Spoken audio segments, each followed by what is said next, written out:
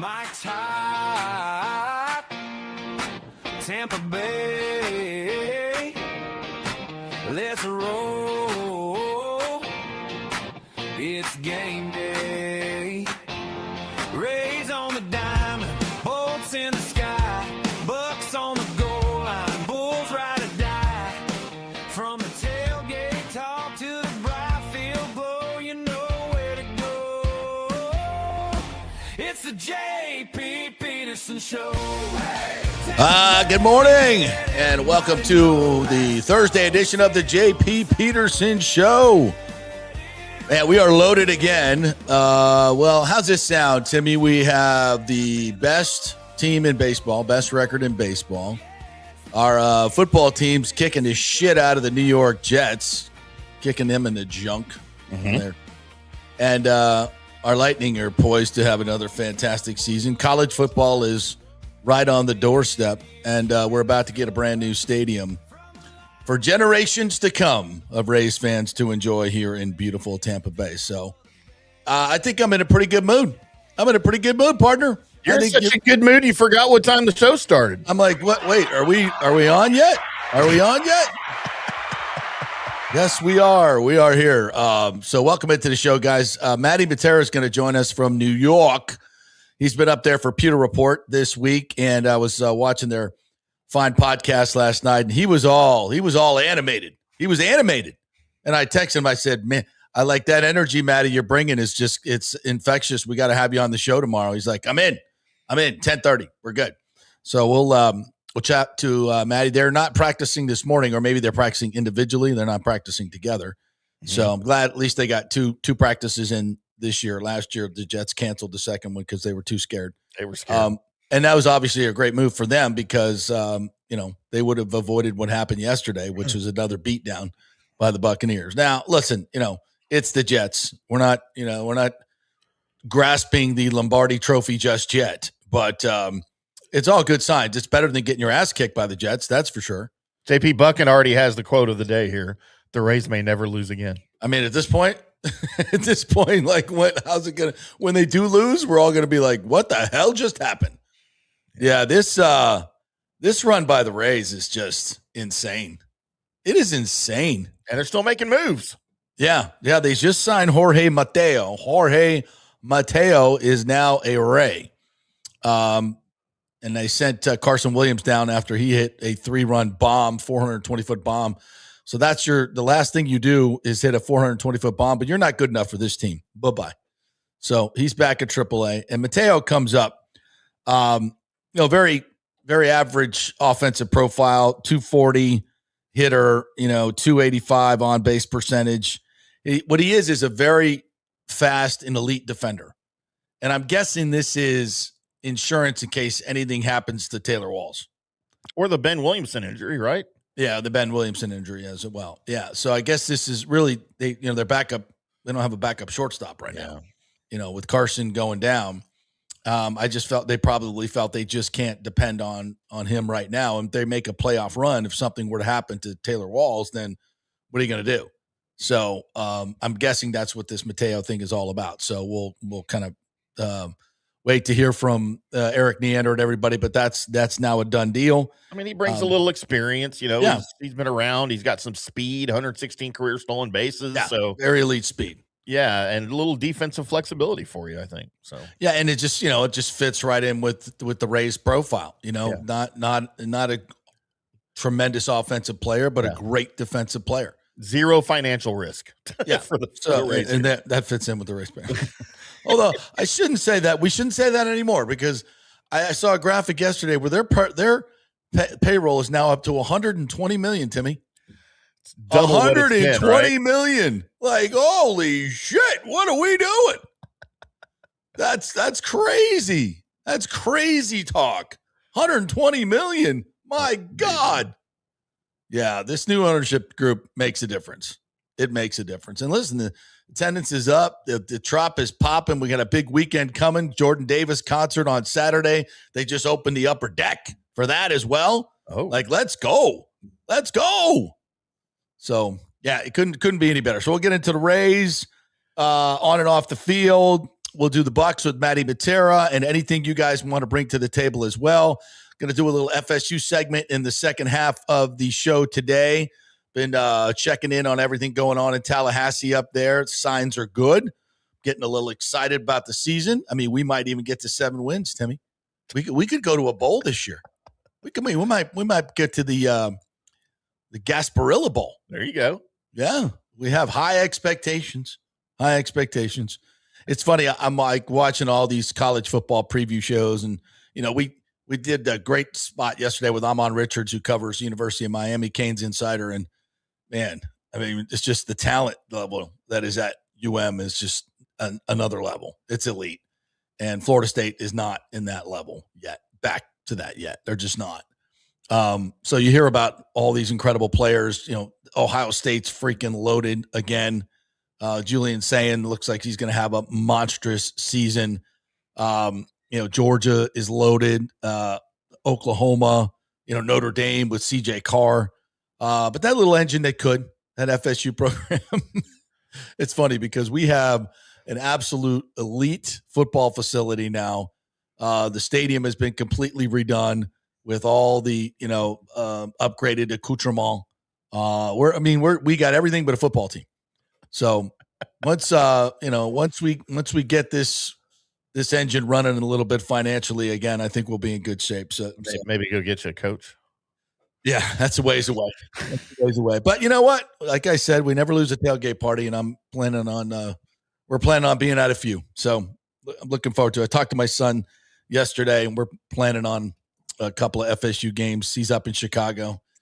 And Bears-Bucs, November 7th. We're planning on that. That's going to be fun. Maybe a little cold day in Soldier Field. Oh, wow. Super fun. So, yeah, planning all the football trips. It's good. It's good stuff. All right, let's dive in with the Rays. 9-0 on the road trip. As we've been telling you, just the second team in the history of baseball, Eastern team, to go out west and win 3 straight series. Obviously they're not playing in Oakland anymore. It's Sacramento. I get it, but this was an A's team that beat, the Red Sox 2 out of 3 before they came to get swept by us. So they're a Major League Baseball team, as is Seattle, who's fighting for a playoff spot. And Colorado has played really decent baseball at home, especially against American League teams. So it ain't a murderer's row. I get it. But winning 9 games in a row in the big leagues on the road on a West Coast road trip, that's freaking almost impossible to do. One other team from the AL East has ever done it, the 77 Red Sox. So that's another one of these ridiculous numbers that we just keep spewing out about this team. Now, 28 games over 500, the best record in freaking baseball by a half game over the Brewers. It's just, baseball is a game where you go out every day and you prove it. Talk about sample size. There's not a sport that has a bigger sample size. And at this point of the season, we can, still look at this lineup and say it's devoid of a bunch of different superstars. Hell, I was watching the Yankees last night. They're not a great baseball. Man, they're not good at all. Not good. I watched some of that too. That was bad. I mean, their pitching is good, but they scored 10 runs yesterday for the first time in forever. But they were putting numbers up there like, their batting average is last in the league. Their RISP is second to last. I mean, their offensive numbers are deplorable. Yeah. They're awful. So this Rays team is a really, really good baseball team.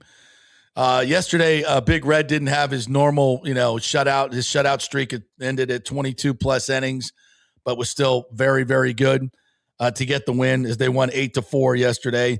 Liam Hicks with a 3-run bomb, and they were bunting, swinging bunting, stealing bases. I mean, these numbers are pretty incredible. On the road trip, 17 home runs, 17 stolen bases. They outscored the team almost 2-1, 65-34 run differential, and pitched to a 3.58 ERA. Is that good?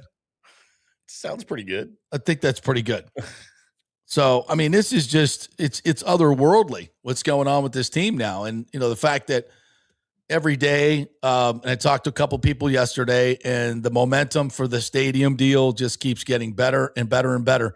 Even Guido Maniscalco is saying positive things about the city deal. So I think we've gotten to the point now where all of the electeds know that this is happening.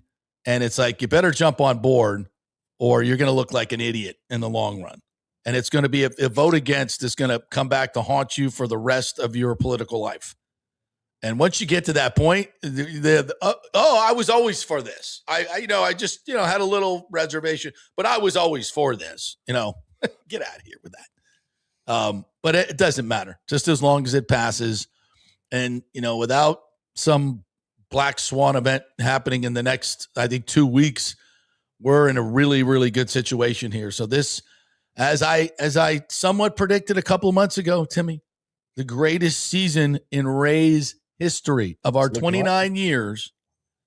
I can fairly confidently say, and I haven't looked this up, but this is probably the latest in the season that we've had the best record in baseball.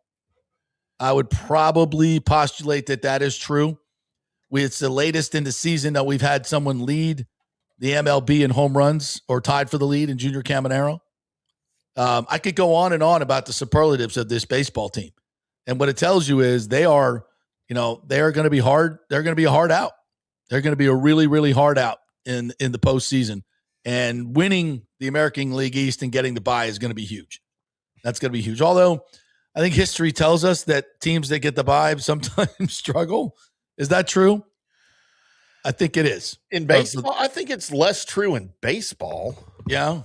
I don't know that's, I would say, I wouldn't probably say that, but statistics might show differently. Yeah. But man, it would be counterintuitive if it's not true. Yeah. You play one less series on your way to it. Why would that not help you, but I don't know.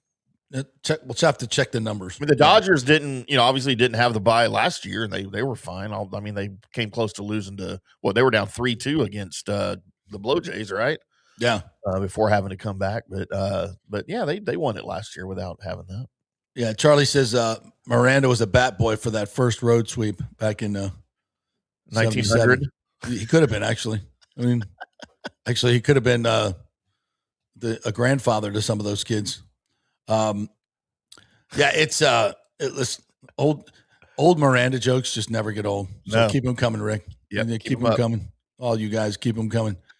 As Douglas Batista, one of our VI Peterman, says, great for the Rays to stick these wins going into September when the schedule gets tougher down the stretch. Texas on the road, Atlanta, Houston, Yankees, Red Sox, Phillies in September.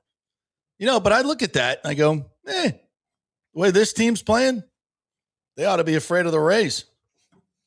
So absolutely a joy to watch this team play, and they come home now. Got the Orioles for 3 starting tomorrow. Saturday's the big day. Like I mentioned, they open the upper deck for the concert with Jordan Davis. So should be, probably north of 30,000 on Saturday, maybe. Come watch this baseball team. Why would you not want to watch them? It's time to really celebrate these guys. So I'm pretty sure I'm going to be there on Saturday. I'm going to take Ash over to force her to watch a baseball game.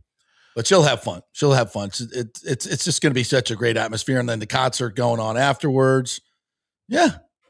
What's not to love about this? And, there's a different feel to it, Timmy. The Rays have made runs before. They've been in the hunt in September, obviously, before. But it's been a couple of years now. It's been a few years now. But even then, it doesn't feel like this. And I know it's, number one, because of the change in ownership. So many people that jumped off the bus because of Stu are back on. The way the team plays, they're entertaining as hell. They're great guys. There's a real feeling of civic pride now. There was always kind of a, because of ownership, there's just this disconnect, I think. But now that we know that they're all in and we're all in, and the stadium's getting done, I think there's a really good feeling for that, for anybody who's paying attention. Mm-hmm. Although there's still a lot of people that aren't. It's as good as it gets. And that's something that I always thought would happen when we finally got baseball right. And we're still not there. When we get in the new stadium, then we'll finally be doing it right. But just getting this done, having that certainty, having this new ownership group is going to make even the Trot more fun for the last, 2+ years. So, great to be a Rays fan, and what could be. If this team could actually win a World Series. We've already planned a boat parade. I don't know if you guys know this yet, but we've already planned the boat parade. It's going to start in St. Pete. It's a little premature, right? No. Let's have some fun with this. So, yeah, we get on the trolleys at the Trop. All right, get on the trolleys. We come down to St. Pete yacht basin there. Get on the ferry, whatever yachts and boats you want to get on, and then the flotilla picks them up as they cross Tampa Bay. Helicopters, newscopters as we cruise past it. All the boats come out like a big gasparilla. We cruise across down to downtown Tampa, come up the Garrison Channel, as it were, to the hordes of people, beads going everywhere, baseball beads going everywhere. Come down to up the river, Hillsborough River, to Julian B. Lane Park, where there's a big dais set up. They get off there. The big party thing goes on where they give their silly speeches and do dumb stuff, which we love. Caminero starts knocking balls into the river. That's I've already got it planned out. What a day! It's a crisp fall day in October. When does the World Series end? Like late October now, right? Yeah, with that extra round, yeah. So it might be a crisp November day, but that's okay. That's okay. That's beautiful weather. By the way, JP, you were asking when the latest in the MLB season was that the Rays ever had the best record in baseball? Yes, sir. September 28th, 2010. Really? David Price and the Rays beat Baltimore 5-0 to give Tampa a 94-63 record. Okay. That same day, Philly lost to Washington, dropping the Phillies to 94-64. The same day, the Yankees won to reach 94-64. So they had the best record with 5 games left in the regular season. Yeah. The magical 2010 season. The magical 2010 What happened season. that year? It seems like the Rangers knocked. Did the Rangers get us that year? I think that was the Rangers. Yeah, is that the year we put in that year? We put in JP. Yeah, it was JP Howell came in and it was a disaster. Was that year? Yeah. Rangers lost the World Series to the Cardinals that year. Yeah. Was that the Nelson Cruz play? Yeah, that's the Nelson Cruz game. Oh, yeah. So we lost to you guys. 6. Bastards. And next year too, I think, right? I mean, how many games was it? That was a 5-game series? That was 5 games, yeah. And we lost, yeah. I kind of remember that JP Howell thing was a disaster. Pitching switch that did not go well. Yeah. Rick says, boat parade, we meet on Beer Can Island. JP can be like the girl on the Titanic with Stu in the front of his yacht. Except this time I push him off. Yeah. Maroon him on Beer Can Island. Oh, my God. What a great idea. Yeah. So we got that all planned. It's all good to go. All right, let's move on to the Bucs. Matty Matera is going to join us here in a little bit. So we'll you know what? Let me get to comments, and then we'll since we're going to do all Bucs, we'll just wait till Matty comes in. All right, put up some of these. I got to text him the old the link here, buddy. Yeah. Take over, Timmy. Yeah, here's some fun one from Aviation. Lives over here by me. Nelson Cruz pissed away that 2010 World Series. Yeah, he did. Oh, yes, he did. Totally misplayed. And I hear funny things here that he was positioned wrong, but under instructions from the coaching. No, there's no. I don't believe that for 1 second. The Cruz defenders will say he was told to play shallow, but no, he definitely was not, because the other 2 outfielders were not. So.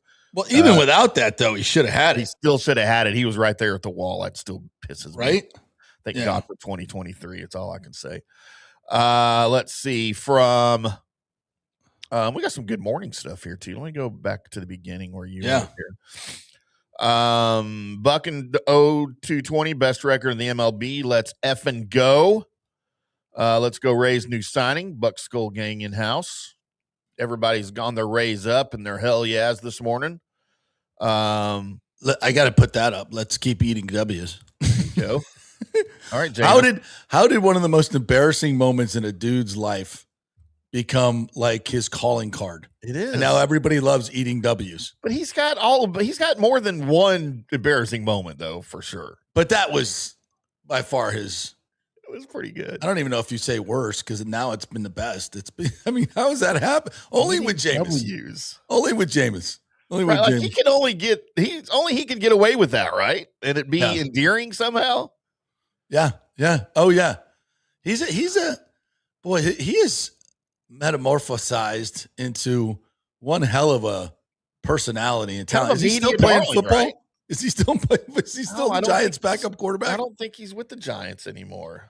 I think he is, isn't he? Is he? Let's find out. Yeah, he's still on the roster. Yeah, he's still their backup quarterback, right? I mean, is he? I don't know if he's number 2. I think so. Shows him active on the roster, though. Yeah. Rick says, "Will JP be here on Friday?" I guess we know who's quarterback in the fourth quarter for the Bucs preseason game. Yep, getting it all warmed up. Yep. Jason finally watched JP's Duck Goose tape from 5th grade. JP Brandon Allen is listed as QB2. Really? Yeah, Jameis is QB3 right now. That's untenable. We have to. Arkansas's own Brandon Allen, by the way. Yeah. Well, Jameis is better than him. Get out of here with that. Alejandro says Jorge Mateo and the Rays agree to a major league deal, and this is a great move for the Rays because Mateo is a veteran and can play shortstop and second base. He played with the Braves for most of the year. He can help us. Yeah, I think more than anything, it's a great insurance policy in case something happens to Taylor. Because I don't think you want to put Carson Williams in the middle of a playing shortstop in the middle of a postseason run. No. Yeah, absolutely not. Alejandro says you're going to get edgy, Alejandro, today. Uh-oh. Because fuck the Red Sox, who are falling from grace and now are 10 games behind us. And let them keep losing, which would be perfect. Let's go Rays and let's get it going. Timmy, how is nobody talking about this cheating scandal? Nobody is talking about it. Like, it has gone away. It was a big deal for like 2 days, and now you don't hear about it anymore. Well, why is nobody talking about it?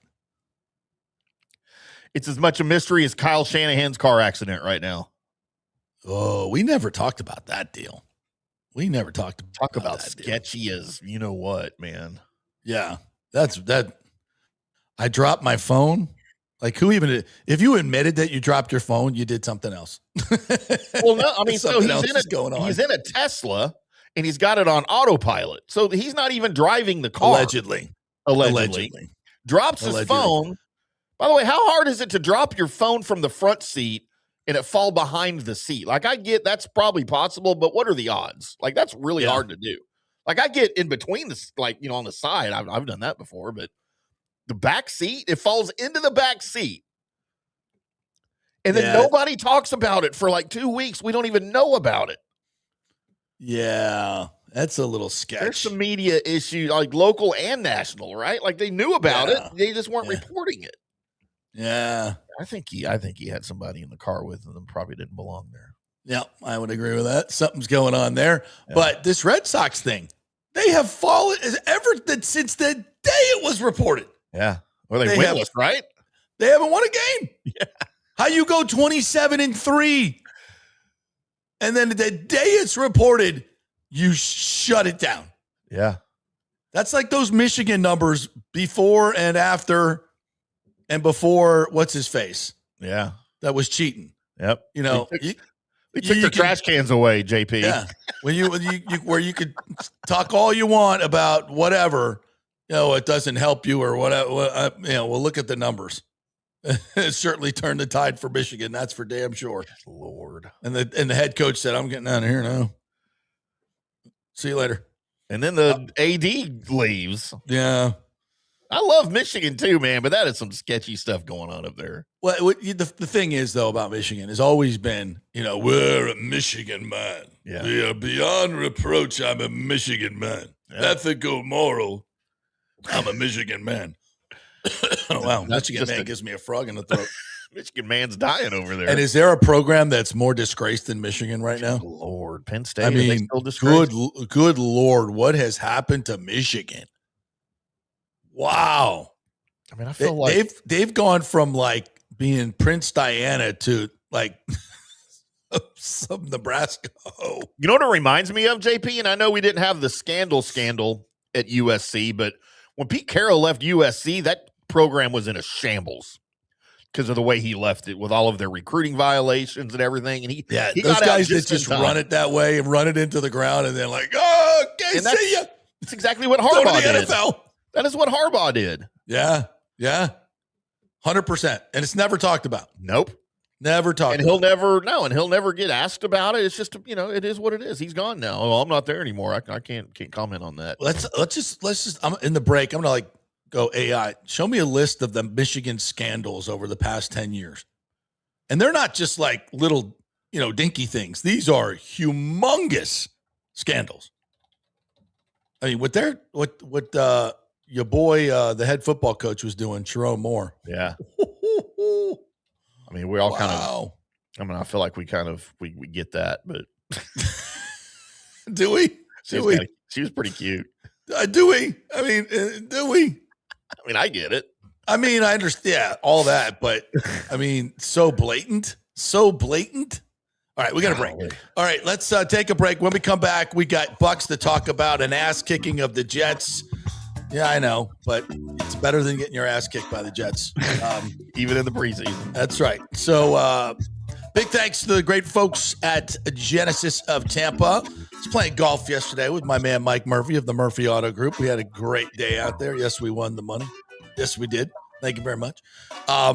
Great dude, though. Great company. Runs great dealerships. We got Miracle Toyota, Haines City as well. Genesis of Tampa. The Genesis cars are just, they're unbelievable. And the way they are engineered, even the history of the company, which I learned a lot about yesterday, is really, really interesting. And it makes for an absolutely perfect experience. They are the best value cars for the money, without question. Luxury, performance, all that stuff for a fraction of the price of the big boys. Go get you a Genesis GV70 like I got. The GV80, they're coming out with the GV90, which is going to be insanely good. So check it out. Genesis of Tampa, 801 East Bears Avenue. Back in 3 with the great Matt Matera. Mr. Energy is waiting in the wings. I see him. He's in the bullpen. Pitch Roofing believes giving back is part of doing business the right way. That's why they proudly offer exclusive discounts to those who gave the most to our communities, including veterans, first responders, seniors, and teachers. And for listeners of the JP Peterson Show, there's even more good news. Pitch Roofing is now offering a special discount just for fans of the show. With so many roofing companies coming and going in Florida, it's important to choose a contractor you can count on long after the job is done, especially when it comes to honoring your warranty. Pitch Roofing is built for the long haul with a reputation for quality, transparency, and standing behind their work. Whether it's a repair or a full replacement, their team delivers honest guidance, quality workmanship, and no high-pressure sales.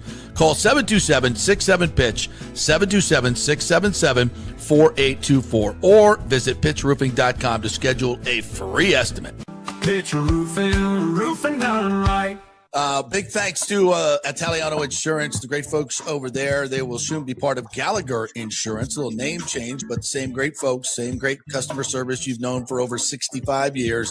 They do all the work. You save all the money. ItalianoInsurance.com at 813-877-7799. Hey, guys, you already know that Riveters is the best sports bar in all of Tampa Bay, but now it gets even better for Rays baseball season. During all Rays games, check this out, $6 Tito's, $6 Jack, $6 margaritas, all during Rays games. Are you kidding me? And that's always a great pour from the great bartenders at Riveters. Great service, great food, everything is fresh, nothing is frozen. And let me tell you, if you want baseball and wings, you will not find any better than Riveters. Their sauces, like the blue cheese and the ranch, and everything is handmade, and the wings are big and they're perfect.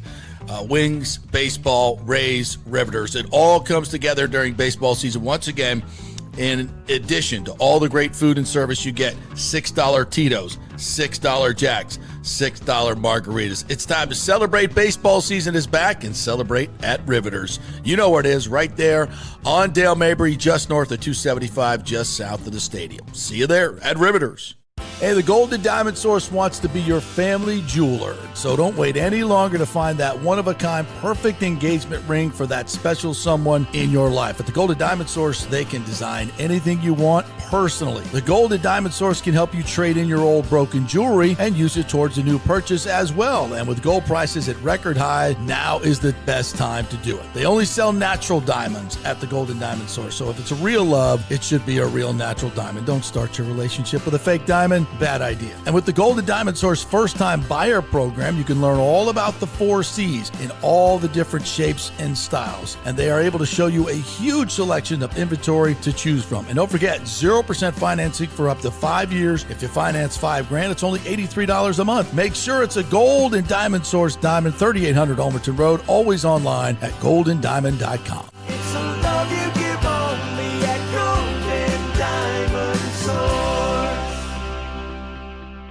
Hey, JP here for Genesis of Tampa and the Murphy Auto Group. I think the best way to experience a business is to use that business. And I just did at Genesis of Tampa. Just bought a GV70, a 2023, and it feels and drives all new.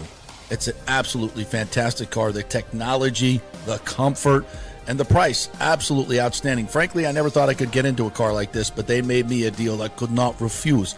And I also get the VIP service where you can just drive right up, their pit stop service. They'll top off all the fluids, make sure your air in your tires is good, new wipers if you want them. If you need extended service, they will come to you, bring you a courtesy car, and then bring your car back. What more do you want? The experience was just VIP all the way. And you can get that at Genesis of Tampa. And don't forget, you can get extended warranty, which I did. So I have worry-free miles up to 100,000. And all they do is just take it in. Actually, I don't have to take it in. They come to me. It's perfect. It's Genesis of Tampa right there, 801 East Bears Avenue, right off of 275. Go see them and tell them JP sent you. Let's go. Right now, back to the show on FanStream Sports. All right, welcome back to the JP Peterson Show, brought to you by the great folks at Riveters, the best place to watch all sports, especially Rays games. It's always happy hour when the Rays are playing. You get $6 Jack, $6 Tito's, $6 Margaritas, made with the good stuff, by the way. So check it out, always at Riveters. Wings, baseball, Rays, and Riveters right there, just south of the stadium next to that spaceship. Come on down. All right, let's welcome in the great Matt Matera from Pewter Report, who's up in New York, New Jersey. This is your old stomping grounds where all your bodegas are. What's up, brother? How's it going, JP? Thanks for having me on today. Dude, you got me all fired up last night. I'm sitting there. I got no baseball to watch. I got nothing. I'm like, I'm going to YouTube. I'm going to check out what's going on with Pewter Report. You guys did great stuff the last couple of days. So let's jump right into it. That was an ass kicking for 2 days of the Jets. No wonder they quit last year after one. Tell us all about what really caught your eye yesterday.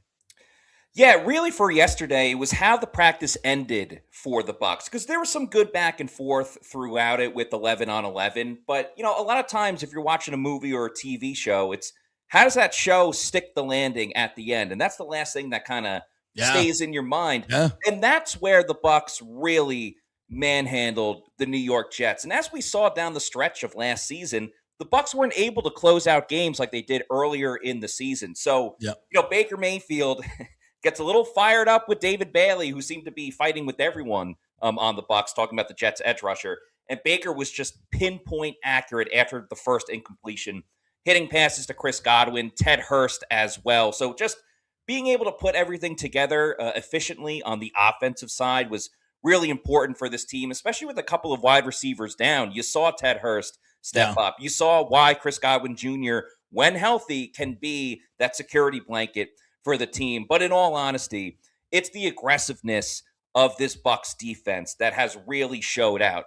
We hoped and prayed that this pass rush would come through. And it's nice when we all say, oh, Reuben Bain, he's going to be something. And David Walker, can he really come through as a fourth-round pick? They are pinning their ears back, getting after the quarterback, and it's a relentless, consistent pressure, which has been great. And then the secondary, playing close to the receivers, getting a little handsy at times, but this is the time to do it. How many times did we watch last season, two off coverage, letting people open? That wasn't the case with the Bucs in the Brutal. secondary over the last 2 days. So really the big thing for me is the aggression of this team, both on offense and defense, because we saw the aggression from Luke Gedeke for sure, especially on that first day. Yeah, let's stick with the defensive back because we haven't really talked a lot about them. And I love what you're saying because I've been complaining about this for years, how loose we are when we play zone coverage, even man coverage to some degree. And I don't know if that was a Kevin Ross thing or those defensive backs coaches. These new young guys are certainly pitching a different thing. They're like, get up on them, And I'm so sick of watching guys play 13 yards off. We rush 4, and it's an easy 7 yards. If you break the tackle, it's 15. It's just giving teams yards in this league when you just shouldn't be doing it. So that, and who's doing it? Because obviously Benjamin Morrison ain't doing it. Right. Yeah. So and who's doing it? Yeah, and that's the thing. I think Rashad Johnson, the Bucs' new cornerbacks coach, deserves a lot of credit because one thing that stuck out to me with what Todd Bowles had to say after some of the practices is he loves the interceptions, of course. Every head coach would, especially a defensive head coach. But he was a little concerned about some of the holding penalties that the defense did get. They did have refs at these practices. But then it got me thinking a little bit more. Like, remember the Legion of Boom with Richard Sherman and Cam Chancellor? Yeah. They were putting their hands on players and forcing the refs to throw the flag. Yes. And I think that's a good approach for training camp and in these practices because it's not going to kill you in a practice. And eventually you can figure out what to do when the regular season rolls around. So as for the players that have really been stepping up, I mean, you're absolutely right, JP.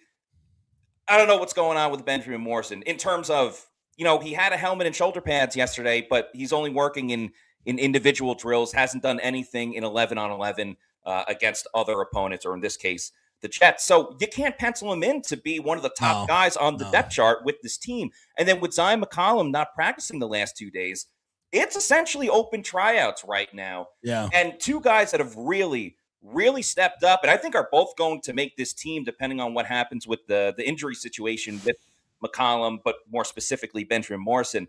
Pepe Williams, he's been around the block a little bit, 28 years old, so can't necessarily say he's a young guy, but he had a pick 6 on Tuesday, right down the left side, picking off Geno Smith, who had a really bad practice, in my opinion. But hey, you got to hold on to the ball. We've seen the Bucs not be onto the football. He had a pick 6, was showing up big then. And then Aiden Garnes, we've talked about him before throughout camp, undrafted free agent. What I was really impressed by in yesterday's practice is that he didn't get off to a really good start, and he's going against Garrett Wilson, who in my opinion is at least a top 15 wide receiver in the league. Absolutely. Top 10. So listen, he got burned a little bit here and there, but as we know, you got to have you got to wipe it off and get ready for the next play. Short memory. 2-minute drill. He had 2 pass breakups, including one on Garrett Wilson, and then one to essentially end the drive for the New York Jets. I love the tenacity and just getting ready to show up big for the next play. So those two guys are really competing to be the first corner off the bench with McCollum and Jacob Harris starting on the outside. So it's good to see some aggressiveness from these players and actually having standout plays. Love it. Absolutely love it. Matt Matera from the Pew Report joining us here from the New York area where the Jets and the Bucs have been going at it. And Ruben Bain had another huge day yesterday. He has been unblockable. Tell me what you see. First time we've seen Ruben Bain in a Bucs uniform going up against another team, and it looked pretty good. He's showing that he is a complete player. He's not just a pass rusher. And by that, Tuesday, the biggest plays Ruben Bain made were tackles for loss, but with the running plays. He stopped Breece Hall in the backfield, and he stopped Braylon Allen as well, who's a big-time running back coming out of Wisconsin. So he's not just a guy that's only going to focus on getting after the quarterback, which is his job, and he does that very well. But I really like seeing that in the first practice. And then yesterday, my goodness, Ruben Bain Jr., what this man, and he is a man at this point. I know he's a rookie and still a kid, but he is a man out there. Whether it was one-on-ones, 11-on-11s, or even the crucial moments in the 2-minute drills, this guy is showing up and creating nightmares for the opposing offensive tackles. And listen, there's a lot of bad and critical things we could say about the Jets. One good thing about them is they have beefed up their offensive line. They have a better offensive line with Olu Fashanu and Armand Membu, both first-round picks. So they tried to build out their tackle room the way that the Buccaneers have. And going up against Fashanu in one-on-ones, Ruben Bain has this like little jump step, like a quick hop that he goes to set up his next move. And my goodness, if you blinked, you would have missed him get by the offensive tackle in these one-on-ones. It looked like a polished, 8-year veteran that has been doing this for a very long time. And then you get to the team drills and 11-on-11s, and he's going up against Membu on the other side and just kind of making him look silly. And he's making it look easy, which is a scary thing because we know the hustle that Ruben Bain has running from drill to drill. And some of the videos that the Bucs have put out as well is he's doing a drill and then he's sprinting right back to the line so he can get going once again. And then another sack he stunted all the way into the middle and got in the face of Geno Smith for another sack, and then drew a holding penalty in that last drive of the game. And that's what you want to see. Close out the games, get the sack at the end, draw the penalty at the end. And I mean, my goodness, Ruben Bain Jr. is coming as advertised. It was awesome watching David Bailey from the Jets and Ruben Bain Jr., two of the top pass rushers in this draft class, really going bar for bar. And Gedeke kind of had his way with Bailey, or was it back and forth? It was more back and forth. There were some Jets reporters that were saying that David Bailey dominated the entire time. That's not true. When they went one-on-one, Luke Gedeke did win that first rep. But I would say the second day on Wednesday, that was where there was a lot more back and forth. There were some moments where David Bailey got the better of Luke Gedeke and was able to record a sack. But I don't necessarily blame Gedeke as much as just showing how good David Bailey can be. But my goodness, Luke Gedeke being the enforcer. Like, I know Tristan Wirfs gets all the fanfare, and understandably so. He's an all-pro on both sides, a lot of Pro Bowls. But the enforcer is Luke Gedeke. And my jaw dropped when I saw him throw the helmet of another Jets player about 10 to 20 yards. It was very reminiscent. I'm sure you remember when Kyle Turley, he was on the Saints at the time. This is back in 2001. Ironically, that was also against the New York Jets. So maybe there's something about throwing Jets helmets. But Gedeke was better on Tuesday than he was on Wednesday. However, it's great competition. I have no doubts Gedeke will have an awesome season this year. But to say that one guy dominated the other just isn't true. It was a great back and forth. Both players won reps throughout practice. And Trotter, as we stay with the defense, Trotter had a good week. I know, I think I saw the depth chart, and Servassier Dennis was still listed as a starter. Yeah. And I had to laugh. I'm like, that's a rookie thing. All right. Okay. We're not going to put the rookie in just yet. He's going to be starting game one. No doubt about that. Yeah, it's just a matter of time. And it's not even favoritism that, he's more of a well-known name because his dad playing in the league and he was a second round just pick. earning it. Exactly. We're all out there at training camp. Who's showing up more, 45 or 8? The answer is 45. And he came so close to recording interception on that first practice as well. The throw was a little bit behind him. He got his hands on it, but wasn't able to take it down. But, I mean, he's just the Energizer Bunny out there. We know he's good at stopping the run and slipping blocks at the second level and getting to the first level. He's just got a contagious energy, and that was the write-up about him coming out of Mizzou, is that his energy resonates with the rest of the team, and it sticks with the mantra of attitude adjustment and new mentality and coming in and being fire starters, and that's what Josiah Trotter has been. And if he can stick with it in the pass coverage, we have no doubts he's going to be able to blitz well. He's going to be able to stop the run. So, Servassier Dennis has been okay, but eventually Trotter's going to have to be the starter. And I know Todd Bowles will lean towards veterans. I get it. They know the system. But you got to put the best players on the field. And there's no argument to be made that Josiah Trotter should not be over Servassier Dennis. If Servassier Dennis starts, we got major issues. All right, let's flip to the offense. And we're showing him right now, this old number 17, and Godwin as well, 14. Had big days. And, we know what Godwin is. Anybody that thinks he's not going to be fantastic, as you and I have seen, when Baker goes 11-on-11, he goes to 14. Yeah. When he wants to beat that defense, he's throwing that corner route, which is unstoppable, the slants, everything. It's been 14, but 17 is making a name for himself. And he did two great days of work. Tell us about it. Ted Hurst came so close to having a perfect practice yesterday. There was one ball that he should have caught that he dropped, And if he caught that, it would have been a perfect practice for Ted Hurst. But nonetheless, he's showing all of his abilities. Obviously, he's got great size, and he's using that to his advantage, beating some of the corners in a couple of essentially jump balls. He made a great sideline catch in the 2-minute drill to set the Bucs up at the 6-yard line. The Bucs put out another video as well where he was getting held, and his shoulder pad was coming out of his jersey, and he was able to make a catch.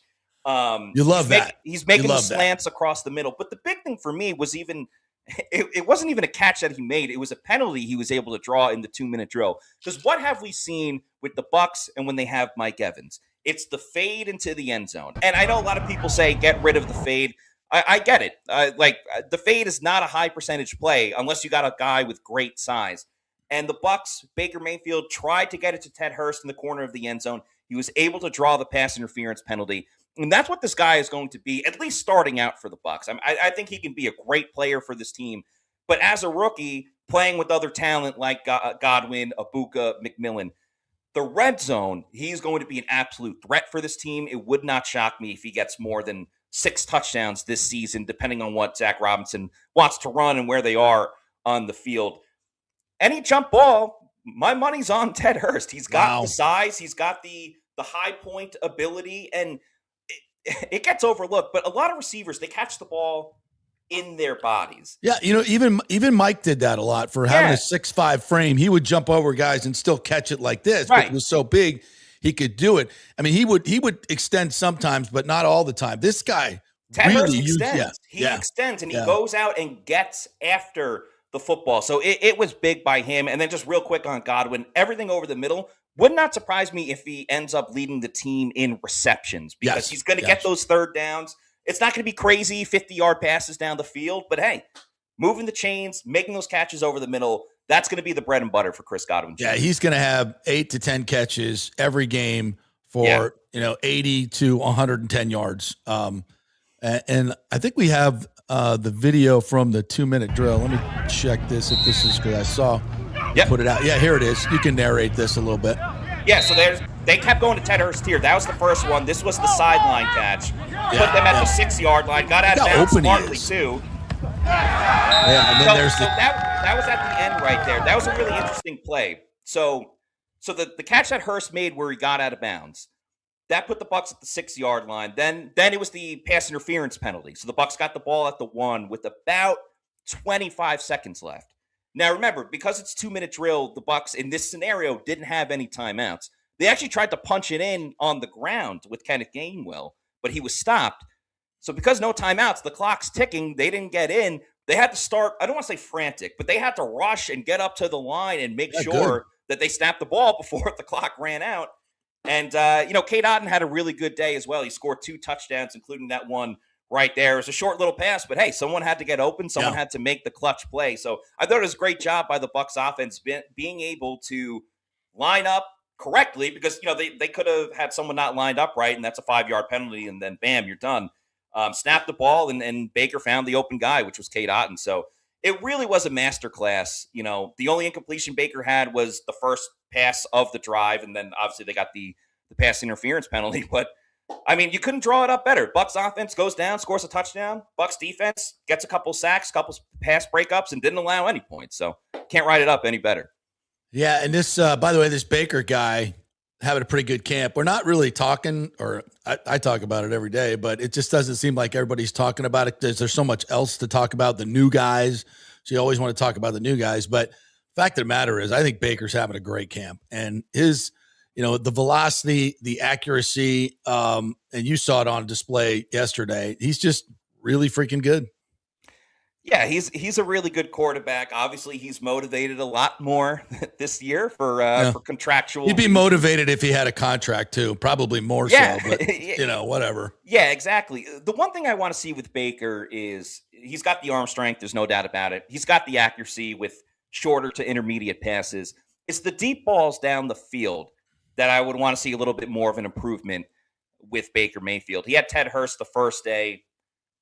It was underthrown, went incomplete. Hurst tried to stop and kind of like track it again, but it ended up going incomplete. He had Emeka Egbuka open down the field yesterday's practice, streaking down the right side of the field and just overthrew him by about 2 or 3 Yeah, yards. It's I never love been his Baker, but wheelhouse, but deep balls are not he's not terrible, but he's not great at it. And this is why, last year Grizzard wanted to stretch the field, but he's a much better intermediate passer. And listen, not that he doesn't have the arm, but he's so good at the 20-yard outs and the 20-yard ins and that corner route. He's just so good at that. And then the shorter passes. Yeah. And why not just stay in his wheelhouse?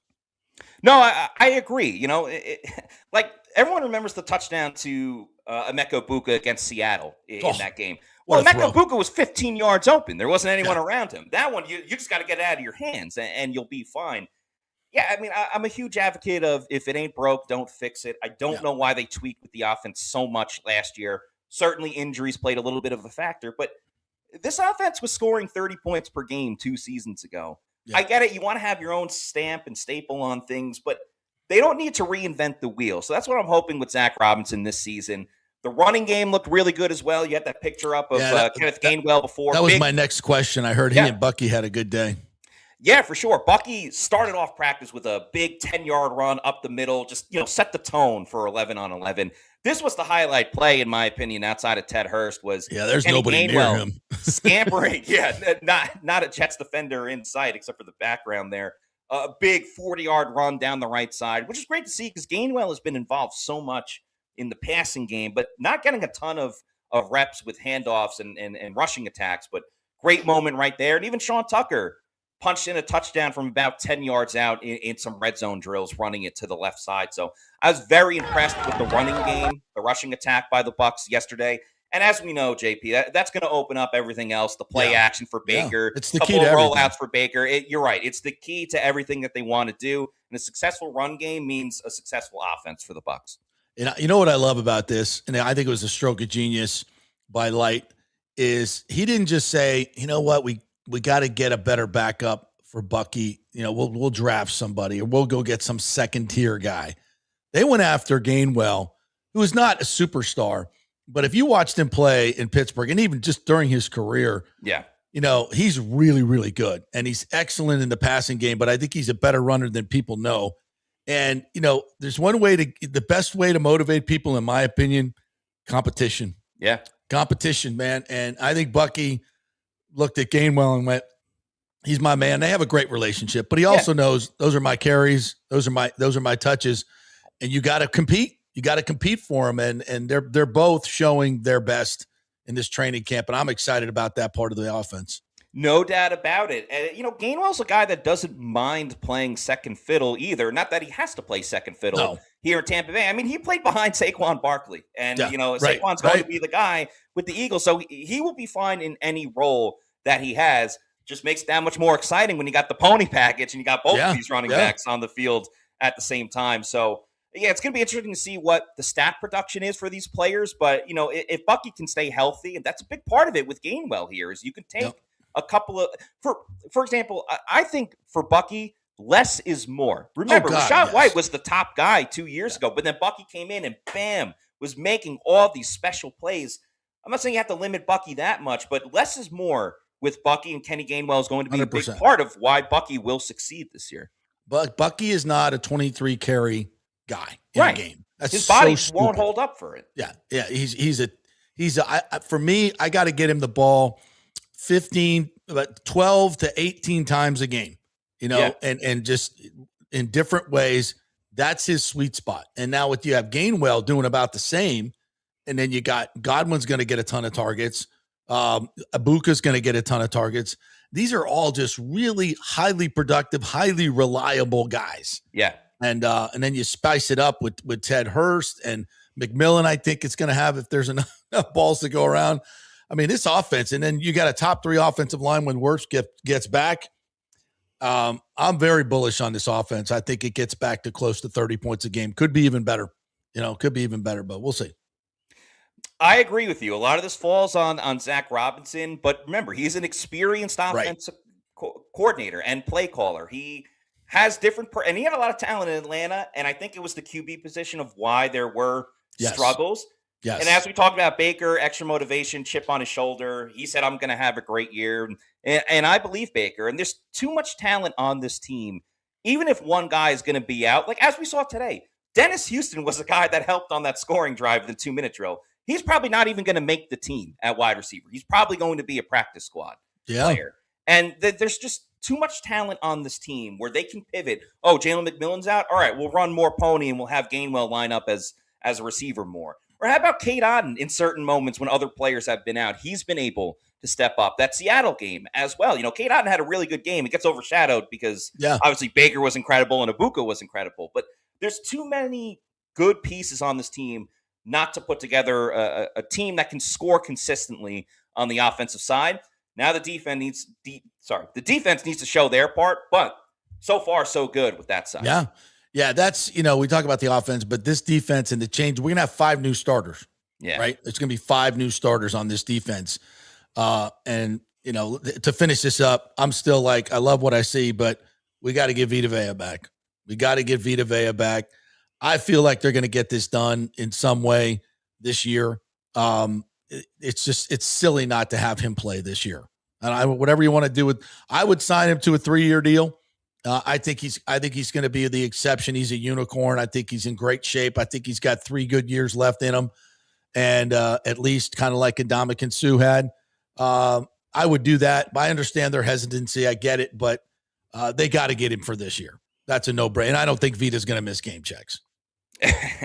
Money talks a lot, that's for sure. $1 million game checks are not, they're hard to find. I would love to see the Bucs and Vita find a middle ground where maybe he gets a raise this year, and then if he has to hit free agency, I get it. He's 31 years old. You don't want to commit all of that money to a player, especially with the physical demands of what nose tackle. Let me tell you this, though, Matt. If he goes on free agency, you watch how quick someone signs him to a 3-year deal.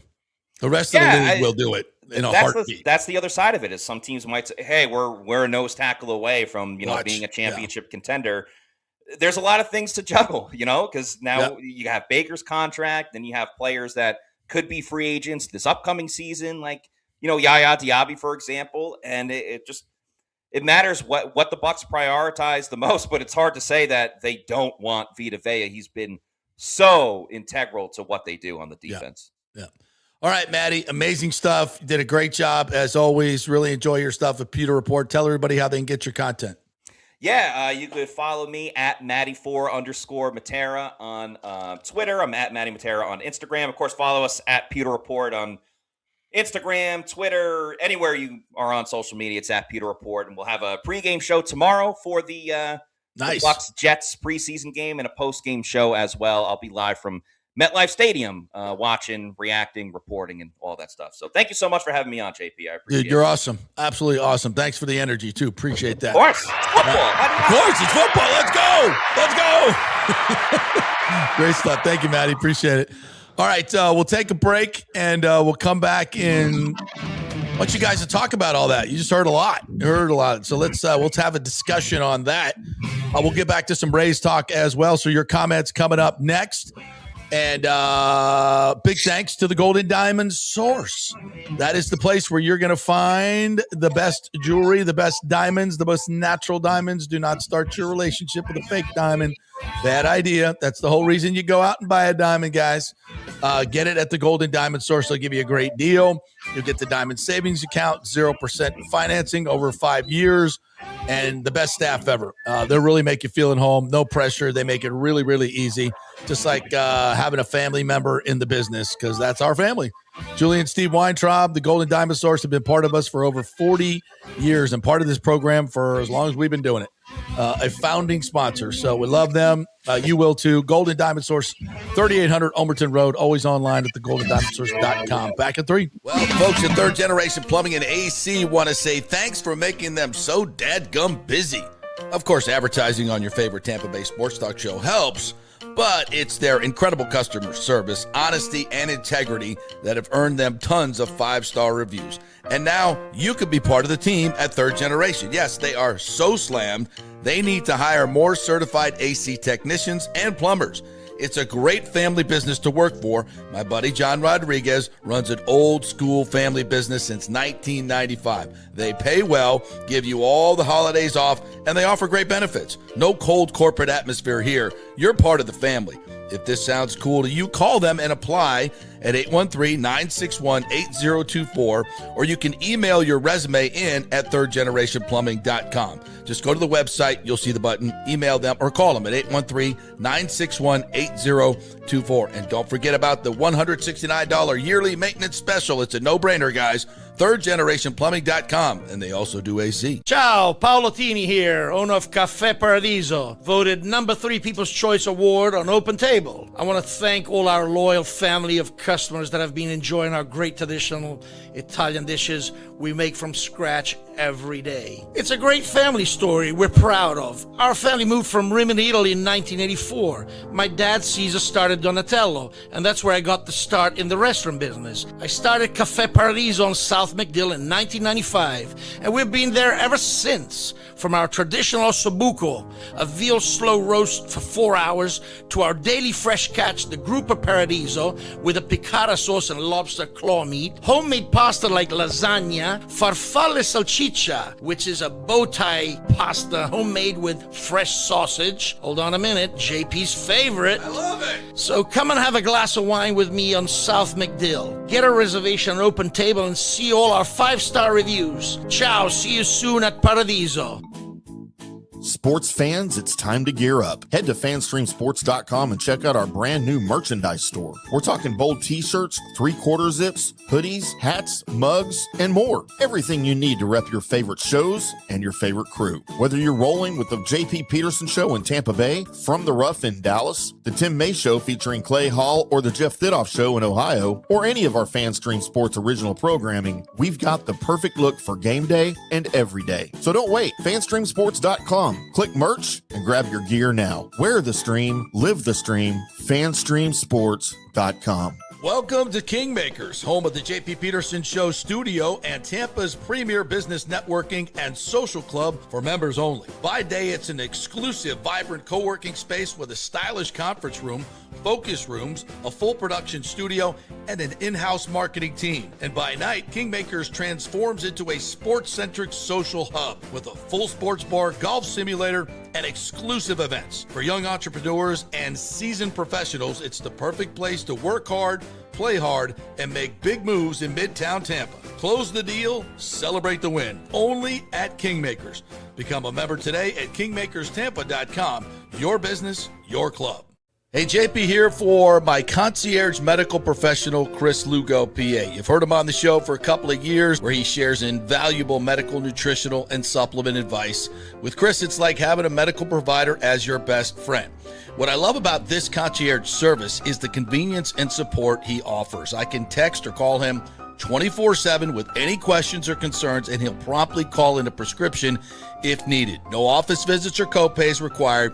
It gives me peace of mind knowing I have someone genuinely invested in my health, not just focused on insurance profits. And the best part, the Bay Area Modern Medical Center's personal concierge service is more affordable than you might think. Don't let insurance companies dictate your health care. Take control of your health and wellness today. Visit BAMMC.com for more information and to schedule your initial free consultation. Empower yourself and take charge of your personal health with BAMMC.com. Let's go. Right now, back to the show on FanStream Sports. All right, welcome back to the JP Peterson Show. There's a deal thing going on at Pitch Roofing. It's called the Partner Pitch Roofing Portal. As some of you know, roofing's earned kind of a bad reputation. It's not all unfair. People sign a contract, they hand over a ton of money, and a lot of time they're left in the dark wondering whether they're actually going to get a roof done. So the folks at Pitch thought that's kind of backwards, so they built something called the Pitch Partner Portal. It is live right now at partner.pitchroofing.com. Here's what it means for you. When your roof, when you get pitched to do your roof, you're not just a customer, you are a partner, and every partner gets a private account. You open it up, you can see your entire project right there in one place, where it stands today, all of your documents, photos of the work, your balance, and your team. You want an answer at 11 o'clock at night, you not need to call anybody. It's all right there in the portal. So they got a roofing calculator on there and everything. So it's not just, you know, hey, we're coming to do your roof, and then you wonder, guys show up, stuff's on your roof. None of that. You know, up to the minute what's going on. So Check it out at pitchroofing.com. You can call them at 727-67-PITCH, 727-677-4824. And just go to pitchroofing.com. Roofing done right. See, we did the jingle there. That's what we did. Love those folks over there. So check that out. That's bringing roofing into the 21st century, right? We love that. All right, let's get to some of your comments. What do you guys think of the Bucs conversation there? Very excited about your Buccaneers. Very excited. And your Rays. This is fun. Rick says screen game, a huge part of this offense, especially versus aggressive defenses. Yeah, they run a ton of screens, and they're really good at them too. When Wirfs gets out into the open, even better, and he hadn't been practicing. He's one of the better screen game guys in the game because he's so athletic. I mean, if you've seen him run the football or catch touchdown passes, that's what you see. So absolutely fantastic part of this offense. And Gainwell and Bucky, there's a symphony to the screen game. There's deception. There's timing. All of that goes into it when you're running it well. And you got to have athletic linemen that get out and can get out in a good amount of time. A quarterback that can move and get the ball around the defenders and deliver in a good spot where they're ready to run. And Bucky and Gainwell are two of the best in the business at the transition, catching the ball and running. It's a talent, and both of them have it. So yeah, I would expect to see 5 to 10 screens a game. It's tough to defend. Bucky and Kenneth Gainwell, I think, are a better tandem than Bucky and Rachaad White. Nothing against Rachaad White. It's just I think it's a little bit he has a little bit different game, right? And I'm sure he'll have a good year. I forgot where he was. Rachaad was really good at the screen game too. Yeah. He was a good pass catcher for sure. For some reason, I never saw the chemistry. I mean, I haven't seen it with Gainwell yet either, but I just never saw the chemistry between Bucky and Rachaad. You know, the tandemness. I think that you see for whatever reason. I don't know, but man, and again, I was high on Gainwell. I told you when they signed him, I thought, man, this is a great signing, and I think it's an upgrade over White. Again, nothing against White, but man, I'm excited for this running game. And you know what they do with them with the passing game this year. I think it could be amazing. I agree, 100%. A lot to defend out there. A lot of different things to defend. Rick says, "Happy 8-1-3 day." Yeah, it is 8-1-3 day. If Cade Otton can figure out how to catch a pass, man, they're going to be super dangerous in the passing game. Shut up with that. Jimmy J says, "Forget best season in Rays history. This has a chance to be the best season in Tampa Bay sports history." Wow. Well, listen, I mean, name another market where you got the best record in baseball, and there's only one. You got a really high hopes for your football team. And I know it's all preseason hype, but listen, again, if we get some good management from the head coach, this team can be really good. They're solid in a lot of different areas. The defense is thin. I will say that. The defense is thin. Defensive back, safety, we're thin. That can really hurt us. I would expect Light to go out and make a move for an experienced corner or experienced defensive back here pretty soon. But we're not. Sometimes they just don't like to go out and do that. But I think they should, they should do that. What else we got here? By the way, Trayvon Diggs is out there available if you want to go get him. Is he? Oh, yeah, dude. He doesn't have a team right now. Is he healthy? I mean, as healthy as he's ever going to be. Think about him not having a team right now. That's got to tell you something. Yeah. Yeah. Didn't he have 10 picks? I don't know if he ever got to double-digit picks. He's never been the same after blowing his knee out. Yeah, that 1 year, though, was just ridiculous. Yeah, it was rookie year. His first 2 years in the league were amazeballs. Yeah. But we'll get to the Lakers thing in just a little bit, but I want to stick to Bucks here, guys, so we'll get to that. Let me see what else we got here. No other Bucks stuff you guys want to talk about? That's kind of interesting. All about the Rays, huh? How crazy is that? Yeah. Yeah. Aviation says, is Morrison sitting out of a precautionary deal or what? I mean, at this point, what are we doing? I mean, either you can go play football or you can't. and God, that's he a needs to play disappointment, football. man. Yeah. That is a huge disappointment. And we sort of, I won't say we called this, but we certainly said it was a possibility, right? When they Well, drafted listen, him. when I've seen Ben Morrison play, he looks the part, man. Yeah, He really does. He moves well. He's really good in man-to-man coverage. I mean, when he was healthy at Notre Dame, obviously people were talking about him as a consensus first-round pick. He's got the size, the speed, the pedigree. He just can't stay healthy. And maybe he just needs to learn to play through injuries because you got to play. At some point, you got to play. And I don't know what's going on with his injury situation. It's just you got to get on the field. And that's just the bottom line. Yeah. And it's a shame because the kid has a chance to be really, really good. I mean, if we could if he is what we think he is and can have a top flight corner added to this defense, Jesus Christ. I mean, that's a big deal. Yeah. A really freaking big deal. If he could just be the guy you thought you were getting when you drafted him. Yeah. This could thing be like could be 3/4 of that guy. He'd be in good shape. Be really good shape. I don't know where people are getting this. I will be doing the show tomorrow, the JP show. I will not be doing the Big O show. Yeah. You get stuck with me for Big O. Yeah, so you're in capable hands. So, but I will be here for tomorrow's show.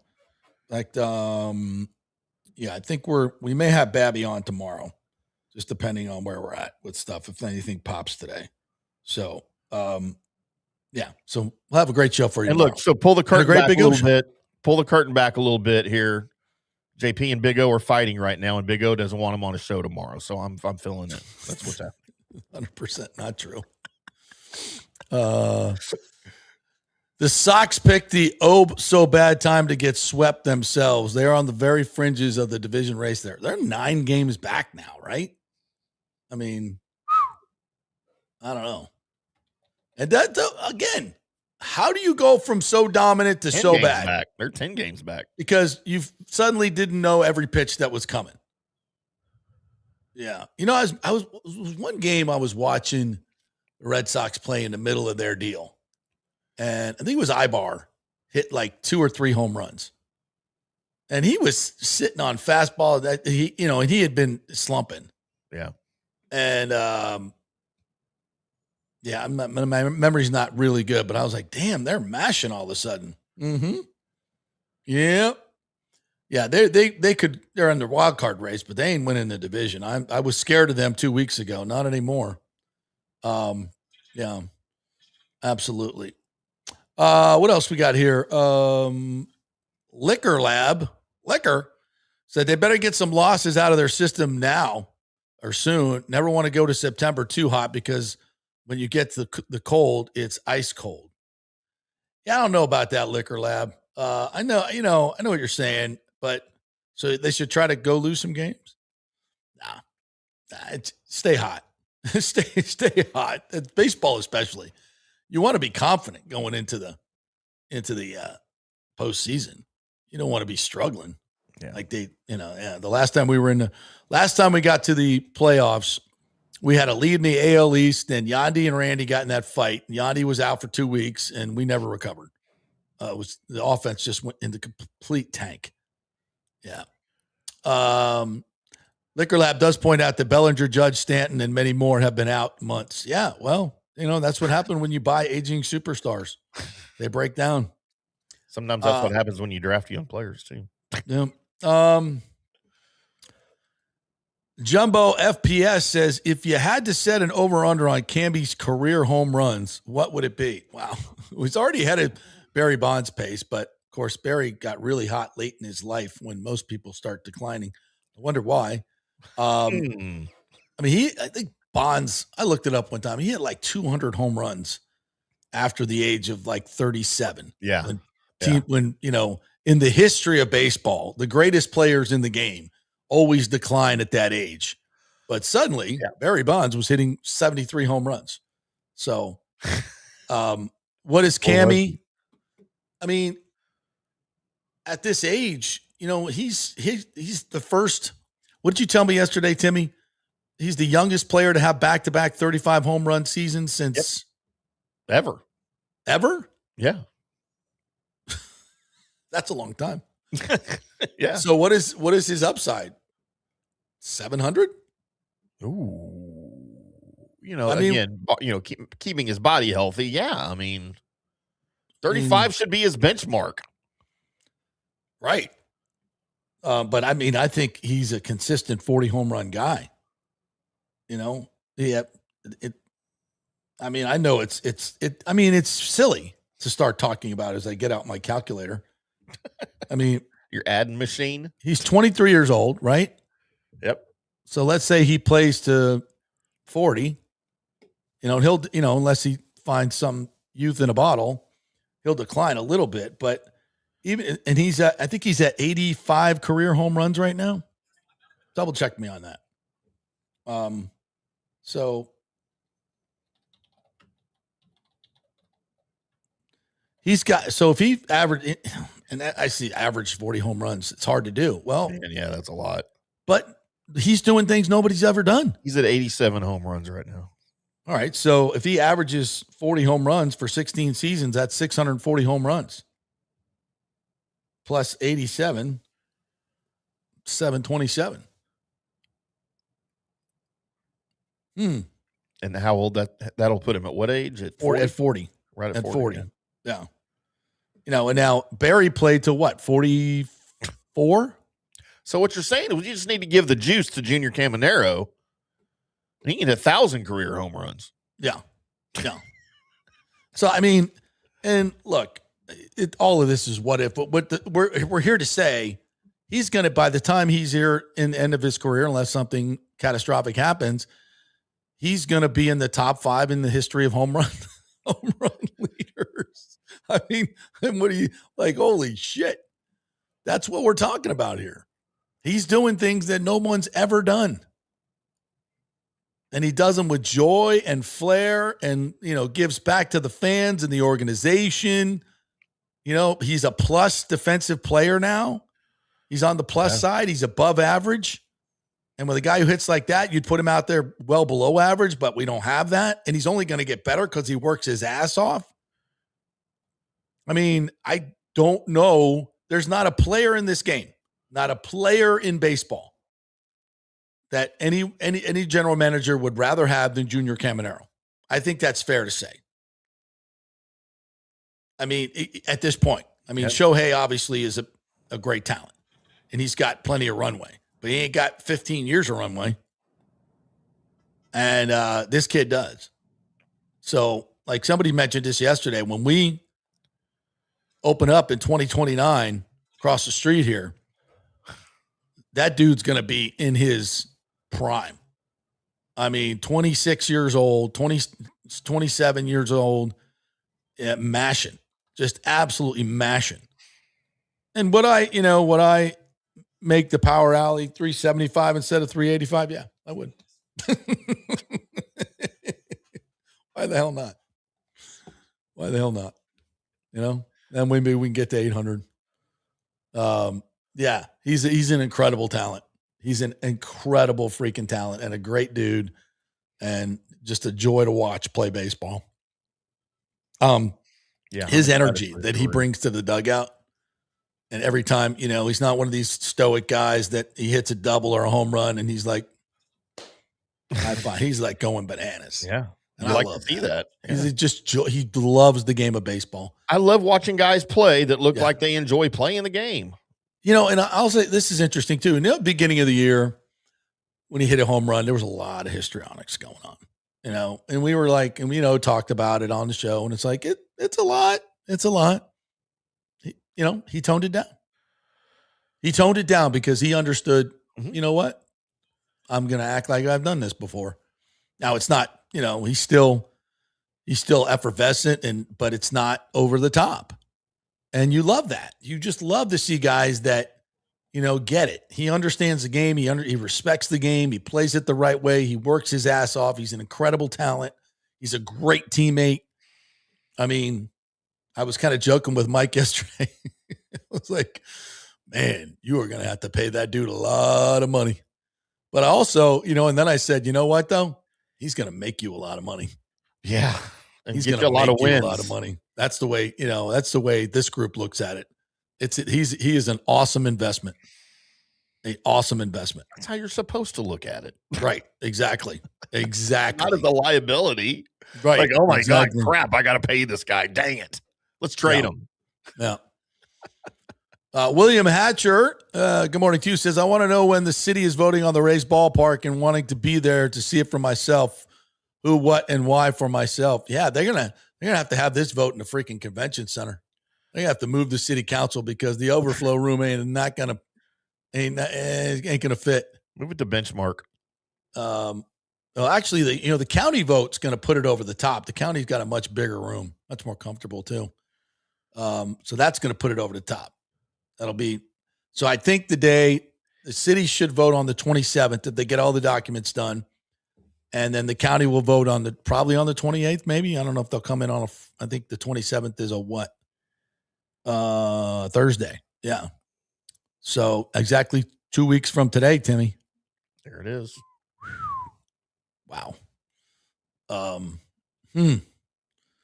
We shall see. Buckin 220 says the Rays had the best record in the league on September 28th. That's the latest. All right. Yeah, Timmy looked that up. Thank you for that. Rick says baseball is an everyday game. Extended time off is difficult to play well. Just see how they played after the All-Star break. Yeah. But man, it's not. If you get the bye, you get what, a week off? Yeah. Ish. Yeah. Did you look up the numbers on the teams that get the bye? Because that's relatively new. How new is the bye? In the last 10 years? Yeah. Oh, yeah, for sure. I would think. Yeah. Yeah. Joseph Dombrowski says, even from afar, the feeling about the Rays is different in many years. Yeah, it is. Alejandro says, one of our VIP members, thank you. The Rays stadium will be great and keep us here forever. But honestly, I want the Rays to be recognized by national media. With Ken Babby, we need to get a seat for special events like Field of Dreams. Oh, yeah. Yeah. But listen, and I said this online yesterday. When Mr. Babby gets done with this stadium and he can turn his full attention to promoting and marketing this team, wow. Look out. Look out, man. Good things coming. And not only that, just everything that will be surrounding this stadium, the concerts, the civic events, the other big events that they're going to bring to Tampa Bay. When he really gets to dig into that part of his game, watch out. Wow, watch out.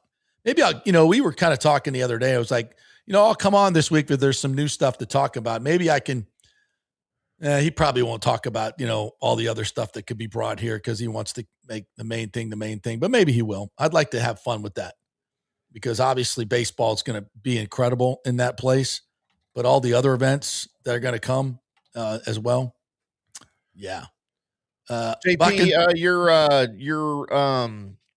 the MLB produced the current 12-team playoff format in 2022. With the top two division winners each receiving a first-round bye to the division series. Those teams receiving the bye are 9-7 in division series games through last year's postseason. Those teams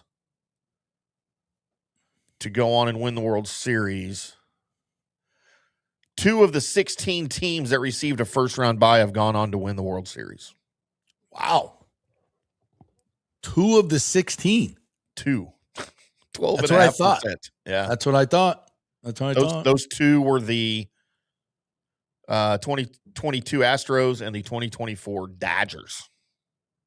So how many teams have lost in the next round, the first round they played? Can you see that? So which would be the division series. Okay. If you get the bye and you play in the division series, what are those teams' records? So there've been 16, right? Yep. So I wonder how many of those have hit. Yes, the Liquor Lab reminds us that the Stros cheated, of course. Yep. So they had to cheat. So you say lost in the division series or the division series? Well, it's they were 9-7 in the division series. So okay. Yeah. So it's a little above 500. So yeah, the bye is not as big a deal as we thought it was. Yeah, because baseball's a timing game. It really is a timing game, as is hockey. You know, and we saw what happened to the Lightning when they took 2 weeks off. God, that was brutal. But, you know, I also say in our situation with our pitching, you know, we need rest. Those pitchers could definitely benefit from the rest. So, you know, it's 6 of one, half dozen of the other. But I think in general, you want the bye. I think you do. Well, especially if you're, I mean, you know, I think for that, every team's going to be different, right? Every situation. Right, If you've got guys that are injured, Yeah. you definitely need them, you know, to get healthy. But if you're a team that's on a roll, you know, if you've won, you know, 15 of your last 20 games heading in, do you want to take that week off? No. Or do you want to go right into the wild card? I think you want it. Go right into it, you know? But I don't know. Because you're only going to, but then again, the wild card, you're playing 2 or 3. You run into 2 hot pitchers and you're toast. So, JP, out of the 16 total first round bye teams from 22 to 25, 7 lost in the division series, 5 lost in the league championship series, 2 lost in the World Series, and 2 won the World Series. So, I mean, I don't think it's a trend either way. I don't really. either. I don't think You it know? matters. Yeah, I really don't think it matters. So out of these numbers, just 1 out of 8 has turned that added rest into a championship. Right. And so, and how many teams get in the playoffs total every year? 6 from each league, right? Yeah, so 12. Yeah. So, okay. You know, I mean, I'm not great at statistics, you know, but it seems like it's not a huge factor. You just got to, you know, how do you, so I think what we could say about that is it's much more individually based. So to your point, what's your injury situation? Where you at? You know, yeah, I think that's fair. And out of your last 4 world champions, the 2022 Astros had a first round bye, won the World Series. Texas Rangers in 2023 did not have, oddly enough, lost their division title on the last day of the season. They did not have a first round bye, won the championship. Dodgers had a first round bye, won the World Series. Then last year, the Dodgers did not have the first round bye, and they won the World Series. So it's 2 for 2, 2-2 last 4 years. A Man Bear Pig says these new Rays owners are making a huge difference, as I told you they would. And just think about this. We're talking about Junior Caminero. If Stu Sternberg still owed this team and they were still in St. Petersburg, like many of you want, there's no chance that Junior Caminero would finish his career as a Ray. None. Zero. Oh, gosh. Yeah. None. He might not be here right now. Right. None. Just keep that in mind. Good morning from Wesley Chapel, says Jorge Capdevilla. We also had a morning from Lakeland. Yeah, where are you guys at? Always tell us where you're at. We'd love to hear from you. Florida Car Club said if Charlie Miranda votes yes and the Rays and Bolts win it all, Glazers fire Bowles, I'll start watching the WNBA and pickleball. Right. Pickleball's fun to watch. Meh. Did you see, we didn't even talk about this yesterday. Did you see the press conference from Sophie and Caitlin talking about their knucklehead coach? I couldn't believe it. They were so supportive of her. And I'm like, what the F are you doing? Kudos to them because I couldn't. Good God. Yes, absolutely. Way to take the high road, you two. Yep. You know, unfortunately, nobody in your league wants to, but you guys are doing a hell of a job. They took the high road, what was good for the game. They said all the right things. Yep. Those two could absolutely torch this league and be well-founded in doing it. Burn it to the ground. They could absolutely do that. And they're still, and every night they go out, they are targeted by mean-spirited people that hate them and write stupid shit like white privilege and then act like they didn't write it. And then people at ESPN, who I used to respect, gloss right over it. Yeah, let's keep the thing. We don't need to talk about that. Oh, yeah, of course you don't. To be able to take the high road when everybody else is going way, way low and staying way, way low and hates you and targeting you every night, and you still step up to the mic and support a coach who threw your ass under the bus. How the And you she's do been that. doing that to Caitlin Clark all year. She's Yeah. never had Caitlin Clark's back. Never. And you're going to sit up there and tell us how much you love your coach? And Much then respect. for your coach to get up there during her statement and for her prepared speech, by the way, saying kindness will win. Y'all can all go to hell. Yeah. Kindness will win. Everybody else can go to hell. What the hell is that? Yeah. I want that on a t-shirt, by the way. That's the outplay. It's like when I F up and if completely caught at it and just completely awful, they come back with this. You guys are mean and I'm kind.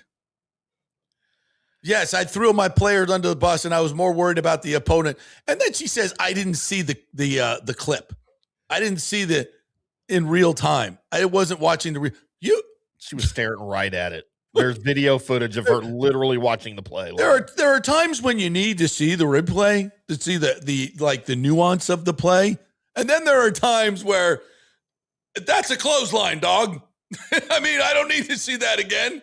That girl who has malice towards your players, Dejanay Carrington, who has absolute malice towards your players, especially Sophie Cunningham, and showed it with her tweet. There is no debate about it. Clotheslines your player, and then you say, I didn't see it. I didn't see it. What a absolute, I understand Sophie and Caitlin and probably the stupid Commissioner Engelhardt probably came to them and said, listen, in this moment, we really need you to focus on basketball. And them go, okay, wow. Why isn't she telling that to the coach? Well, I know why, because she's a moron herself. Yeah. But I mean, like for them to step up and do that, I mean, I kind of tip the hat. Yeah. But then you can't, at some point, you're going to realize that kowtowing to these people does not work. It doesn't work. They're going to keep doing it because they hate you. And you can keep trying to keep the league alive and keep kowtowing to them. But at some point, Caitlin and Sophie, you're going to realize that doesn't work with these people. It does not work. Mm-mm. It only makes things worse, actually. At some point, you got to stand up to them. You got to. And say, no more bullshit. Because you keep kowtowing to them, they're going to keep doing it and laughing at you behind your back. I hate to say that, but in my experience in this world, sports and politics, that's the way that's going to go. So you only empower them by doing that. And I think it's a really bad idea. I get it. You're saving the league. You are that. You're going above the fray, but you're going to keep getting it. You're going to keep getting it. It's not going to stop. Yeah. Emeka has a minor toe injury. That's why we didn't talk too much about it with Matt. It's a minor toe injury. Just let's let it calm down. Don't press it. Buckin says Jameis is going to be one of the greatest commenters of all time. I agree with that. You think they'll ever let him be in a booth? Why not? I mean, I don't know. Because he's more of a sideline lifestyle guy? He's a little more off the cuff guy, right? Yeah, yeah. The thing about Jameis, though, that a lot of you, and when he was here in Tampa, you all, what a dumbass he is. He's so much smarter than 99% of you people. You don't even know. Yeah, I could see that. Oh, he's a dumbass. No, he just does silly things. He's a super smart guy. Super smart guy. He knows football better than all of you and me and Timmy and everybody. Sure. But he just presents it in kind of a silly, funny way. Which is okay. It's a little I'm fine with that. I'll be honest. It's supposed to be entertainment. So hell yeah, I'd tune in to hear Jameis in a booth. Yes, I would. If he's doing a game, I'd be like, yeah, absolutely. Absolutely, I would. And I can't say that about many broadcasters. Like this upcoming Gruden Rondé thing, I want to see that. Like the broadcast is more important to the game than me. For me, do you want to see it because, you want to see it fail, or for entertainment? No, it's going to be funny and informative. And right. I think it'll be more funny than it'll be informative. Not because of Rondé, because of Gruden. He's just a funny guy. Yeah, but he's also really informative too. He's very smart. No. Yeah, don't get me wrong. It's just his delivery. Dennis Miller's smarter than the rest of us too. Yeah. But his delivery was the best part of all of it. Yeah. I was one of the few that loved that. I loved it, man. I loved it. I thought Kornheiser was weird, but Kornheiser, that was awful. But I thought Dennis Miller was great. I did too. Yeah, people. I understand half of but what I he knew said. it wouldn't work. He's not a football for for hardcore football people. It just wasn't going to work. But like now, if they had the alternate, like they have now with Peyton and Eli, like he would have been great on an alternate. So people that wanted to hear it could hear it, and yeah, that's good. All right, let's take a break. When we come back, I'll get to the rest of your content, and I got a little FSU segment here that I want to do. A lot of interesting things coming out of Tallahassee. Not saying they're national championship contenders, but we got a lot of FSU fans in the audience, so we want to serve you guys as well. We'll be getting a weekly deal going with FSU as well, maybe a couple people this year. So we're filling up our football roster. Scott Carter will be back with us for Gator stuff. So I'm going to try to get maybe two people, kind of a Monday and then a Friday for each of the for USF and everybody. Get a bunch of different voices on here. So that's the goal for football season. We are brought to you by the great folks at Italiano Insurance, soon to be AJ Gallagher Insurance. Same great customer service. Get all the options, more options now to save you money, but you're going to get that same customer service where you call and you actually talk to a human. Yeah, 813-877-7799. Let them do your insurance checkup where they look at all your different insurances, try to find you another company that is offering lower rates, and they find them all the time. So they save you money. I don't know why you don't do it. It's an absolute no-brainer. Free call, 813-877-7799. Back in 3. JP here for Genesis of Tampa and the Murphy Auto Group. I think the best way to experience a business is to use that business. And I just did at Genesis of Tampa. Just bought a GV70, a 2023, and it feels and drives all new. It's an absolutely fantastic car. The technology, the comfort, and the price, absolutely outstanding. Frankly, I never thought I could get into a car like this, but they made me a deal I could not refuse. And I also get the VIP service where you can just drive right up, their pit stop service. They'll top off all the fluids, make sure your air in your tires is good, new wipers if you want them. If you need extended service, they will come to you, bring you a courtesy car, and then bring your car back. What more do you want? The experience was just VIP all the way. And you can get that at Genesis of Tampa. And don't forget, you can get extended warranty, which I did. So I have worry-free miles up to 100,000, and all they do is just take it in. Actually, I don't have to take it in. They come to me. It's perfect. It's Genesis of Tampa right there, 801 East Bears Avenue, right off of 275. Go see them and tell them JP sent you. Big thanks to Italiano Insurance, the great folks over there. They will soon be part of Gallagher Insurance. A little name change, but same great folks, same great customer service you've known for over 65 years. They do all the work. You save all the money. ItalianoInsurance.com at 813-877-7799. Hey, the Golden Diamond Source wants to be your family jeweler. So don't wait any longer to find that one-of-a-kind perfect engagement ring for that special someone in your life. At the Golden Diamond Source, they can design anything you want personally. The Golden Diamond Source can help you trade in your old broken jewelry and use it towards a new purchase as well. And with gold prices at record high, now is the best time to do it. They only sell natural diamonds at the Golden Diamond Source. So if it's a real love, it should be a real natural diamond. Don't start your relationship with a fake diamond. Bad idea. And with the Golden Diamond Source first-time buyer program, you can learn all about the 4 C's in all the different shapes and styles. And they are able to show you a huge selection of inventory to choose from. And don't forget, 0% financing for up to 5 years. If you finance $5,000, it's only $83 a month. Make sure it's a Golden Diamond Source diamond, 3800 Almerton Road, always online at goldendiamond.com. It's a love you give only at Golden Diamond Source. Hey guys, you already know that Riveters is the best sports bar in all of Tampa Bay, but now it gets even better for Rays baseball season. During all Rays games, check this out, $6 Tito's, $6 Jack, $6 margaritas, all during Rays games. Are you kidding me? And that's always a great pour from the great bartenders at Riveters. Great service, great food, everything is fresh, nothing is frozen. And let me tell you, If you want baseball and wings, you will not find any better than Riveters. Their sauces, like the blue cheese and the ranch and everything, is handmade, and the wings are big and they're perfect. Wings, baseball, Rays, Riveters. It all comes together during baseball season. Once again, in addition to all the great food and service, you get $6 Tito's, $6 Jacks, $6 margaritas. It's time to celebrate. Baseball season is back, and celebrate at Riveters. You know where it is, right there on Dale Mabry, just north of 275, just south of the stadium. See you there at Riveters. Pitch Roofing believes giving back is part of doing business the right way. That's why they proudly offer exclusive discounts to those who gave the most to our communities, including veterans, first responders, seniors, and teachers. And for listeners of the JP Peterson Show, there's even more good news. Pitch Roofing is now offering a special discount just for fans of the show.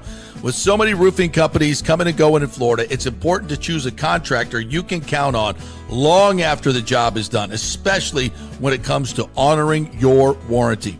Pitch Roofing is built for the long haul with a reputation for quality, transparency, and standing behind their work. Whether it's a repair or a full replacement, their team delivers honest guidance, quality workmanship, and no high-pressure sales. Call 727-67-PITCH, 727-677-4824, or visit pitchroofing.com to schedule a free estimate. Pitch roofing, roofing done right. Let's go. Right now, back to the show on FanStream Sports.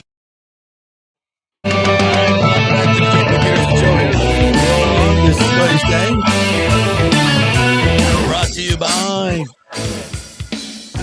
Kingmakers. Kingmakers where this great studio where we have our golf simulator, our sports bar. You too can be a member. KingmakersTampa.com is where to go. And Cafe Paradiso. Oh, we got to sneeze. Hold on. I think we got rid of that. Cafe Paradiso. I need me some lasagna from Cafe Paradiso. Maybe a little chicken parm. You know, they do all the traditional stuff there, not the frou-frou Italian. It's the really, really good traditional stuff. The ossobuco, man, they roast that for days. Man, it just falls off the bone. It is fantastic. The antipasto, everything is just absolutely. And you know what I love about Cafe Paradiso, Paulo and all the boys over there? It's a family restaurant.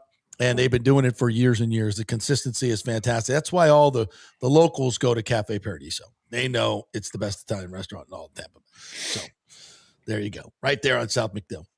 All right. Before I get back to comments, Florida State's having an interesting off season. Hard to say they fly under the radar, Timmy, but they do. There are no expectations in Tallahassee. And that's okay. That's where we deserve to be right now. But I think it is interesting. I think for the first time since Jordan Travis, we got a quarterback who's actually done it at a high level. Ashton Daniels, Stanford, Auburn transfer. He's not going to wow you with his athleticism, but he can run. He can get up and go when he has to. But he's got the experience and the stability. You know, Castellanos was a parlor trick. You know, he's not a quarterback. He's a parlor trick. And that was all gimmicky offense. It was just, you know, I wish we had last year's offensive line this year.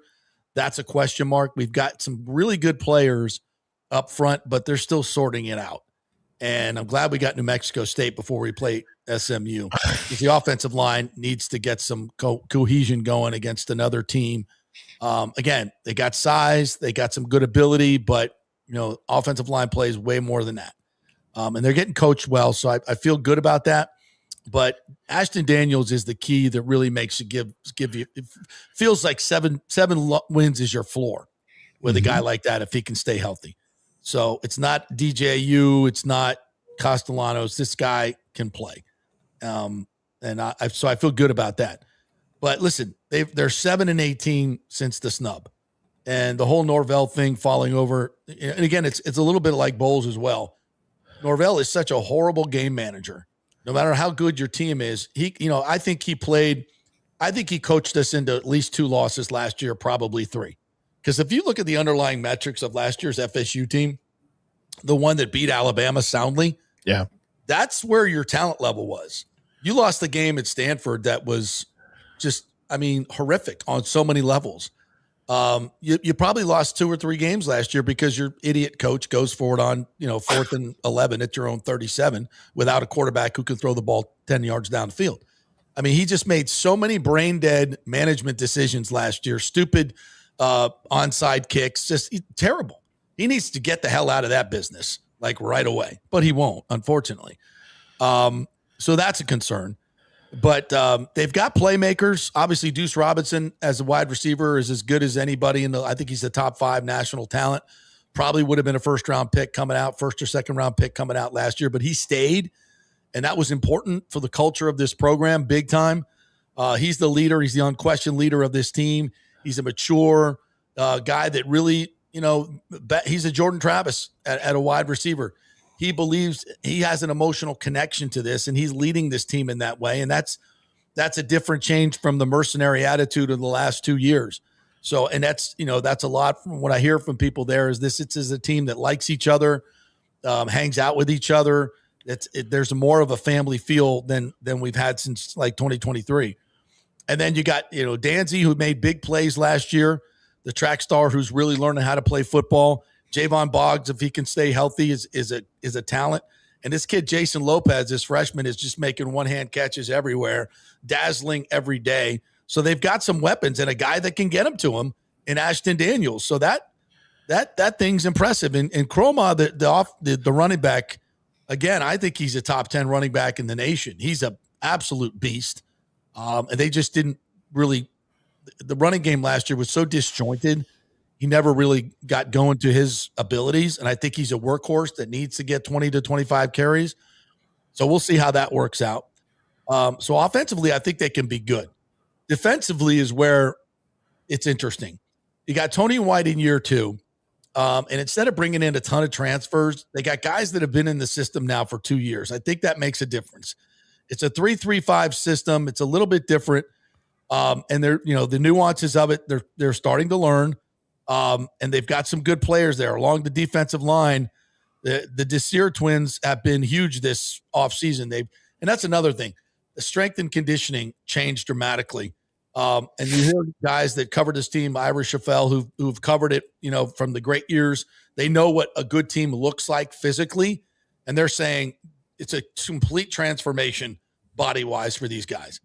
And that's big because they needed that.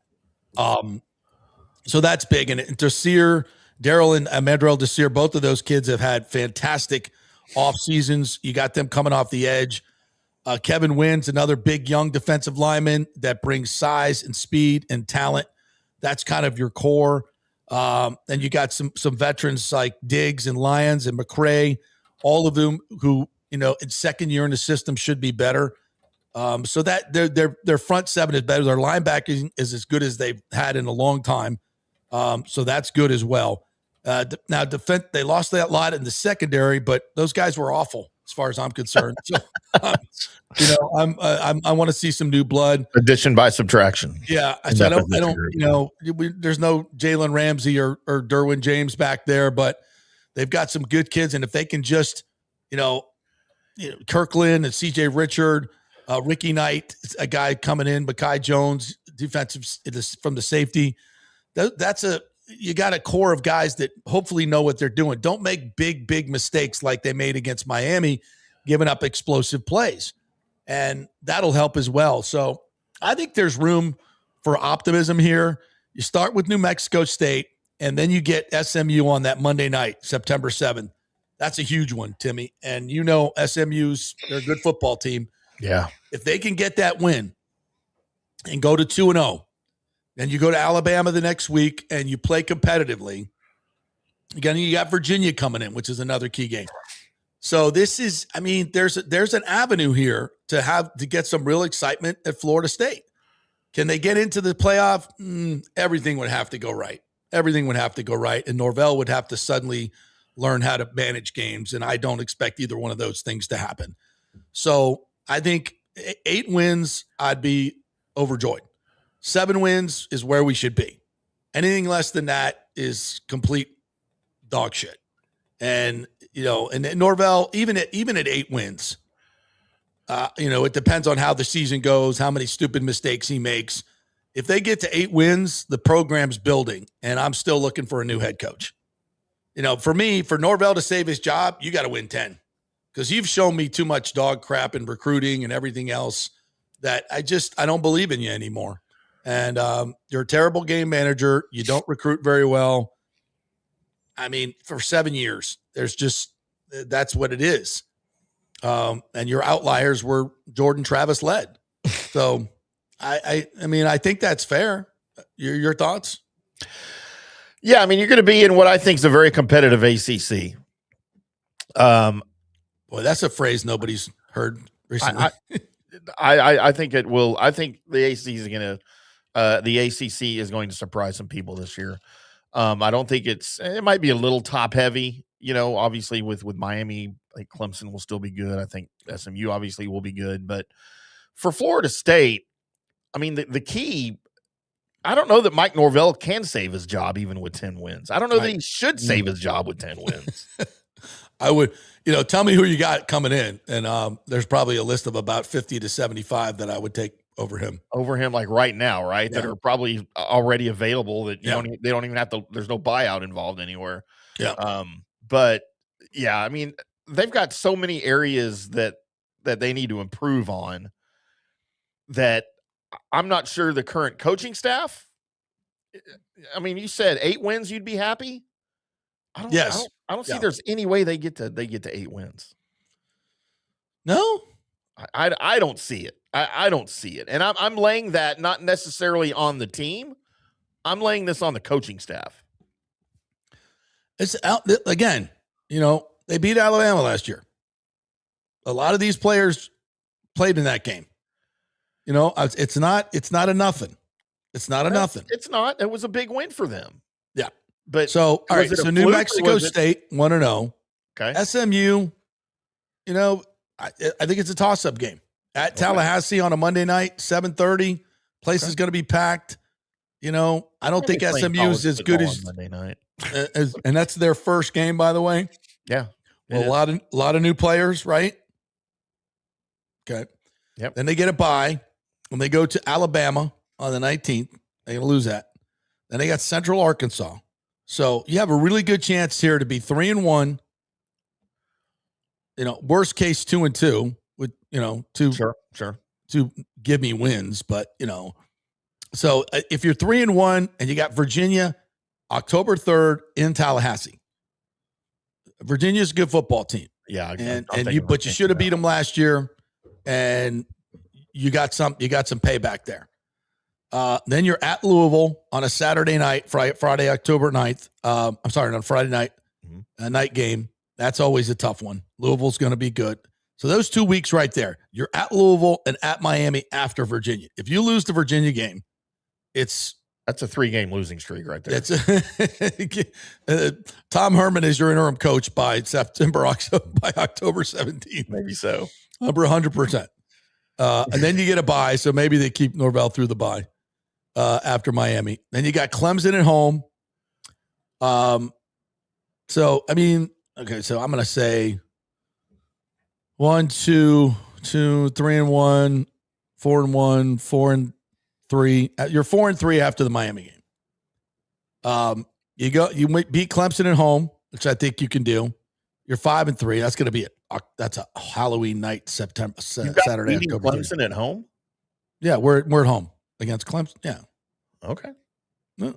Well, I mean, suddenly I've got them like 3-5 at this point on the schedule. Okay.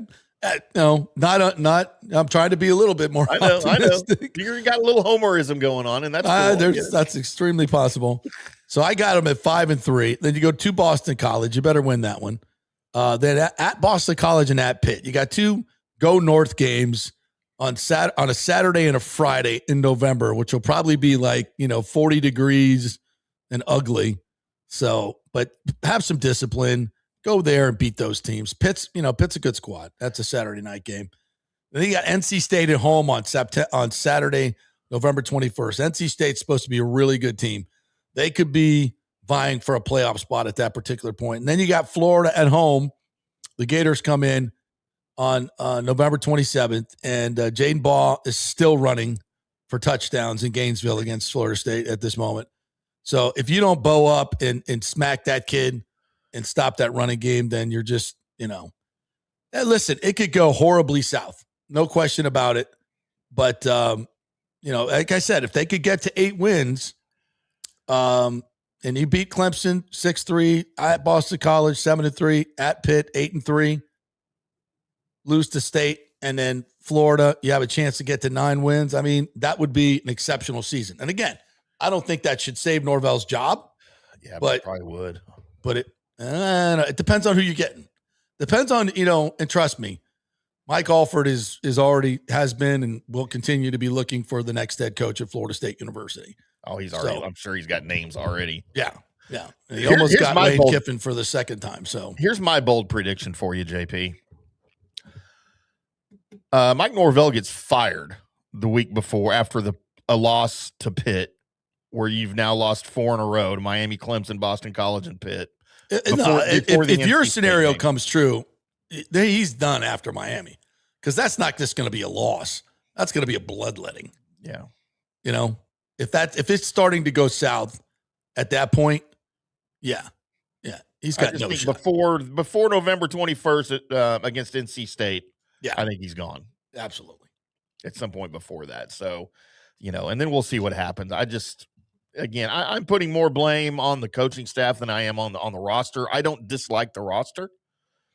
They still have some areas I think they need a lot of help, but I think they're better than they were last year. The quarterback makes an enormous difference. Yeah, the quarterback makes a huge difference. But what are they going to do with them? And to me, the game management's a big deal. With some of those teams that you could conceivably play very close games, you could have games coming down to the fourth quarter. Game management's a big deal in those situations. So just not a Norvell fan, I guess. I guess that's what I'm trying to say.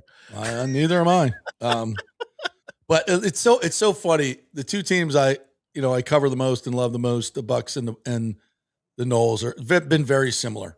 You just got two teams that they're not winning because of their head coach. If they win, it really feels the same. Yeah. And, Norvell's a good dude. I like him as a human. He's a really good guy. He's a nice guy. He's a kind man. He's got a good heart, much like Todd Bowles. Sure. They're just not elite coaches, in my opinion. They're just not. They're not elite game managers on game day. And if they're good. They're good. I wouldn't even say Norvell's a good coach, but Todd is, obviously. He's a 500 coach. You are what your record is. That's what he is here in Tampa. And I give him a little bit of grace for the New York years. But that's what he is. And Norvell's worse than that. Norvell's just not. He's been exposed. He's just not. He's a Memphis coach. He'll be great at Memphis. Go back there. You're just not, on the elite level. You're just not. You don't recruit elitely. You don't coach at an elite level. You're just not there. And FSU needs to move on. It needs to move on. The moment when he decided to stay, and I remember we kind of broke that story when Norvell was staying. We were on top of that because I had really good intel on that. And it was really close to him going to Alabama. And I was so thrilled when he decided not to. And I did not know that Mike Alford had Lane Kiffin waiting in the wings. Had he gone. And that wasn't Mike Alford's call. So I know a lot of the people put that on him, but he has bosses too. Yeah. And so those are, and that was the moment when it all went different. Because if Mike goes to Alabama and Lane Kiffin comes to Florida State, I think we have a very, very different narrative over the past few years. Infinitely better recruiter than Mike Norvell. He knows a little bit more. He's clearly better at getting quarterbacks and developing them. Don't you think? And that, by the way, that's kind of important to this whole deal. Yeah. You might have Sam Levitt playing quarterback at Florida State this year.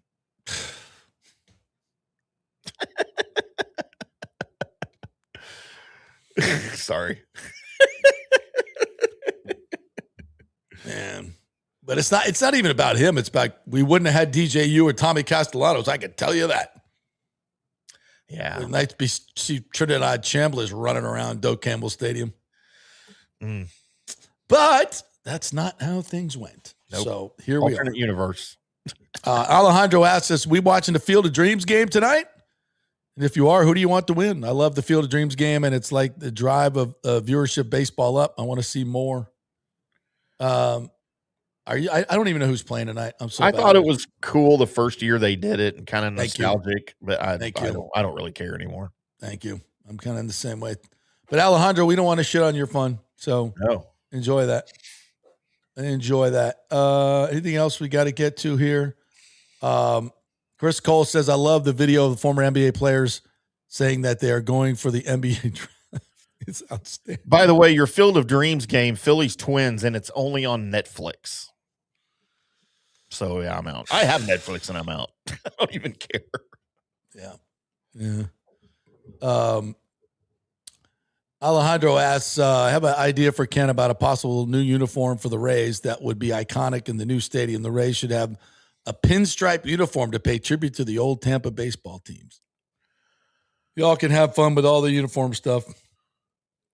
I'm just interested in how they play. See, I understand and appreciate that your pinstripes would be paying homage to some old Tampa baseball teams. Yeah, that's cool. But I'll tell you, from an outside standpoint, everybody associates pinstripes with what? The Yankees. Exactly. So let's not pay homage to the Yankees on accident by trying to pay homage to an old Tampa team. Yeah. But I get it. Right, Brain. We spent the first 20 minutes talking about the Rays, the first 30 minutes. So if you missed it, sorry. You can go back and watch it. That's why on-demand programming is so great. Yeah. Sorry, we don't. We spent a lot of time on the Rays. Yeah. Are you just talking about football today?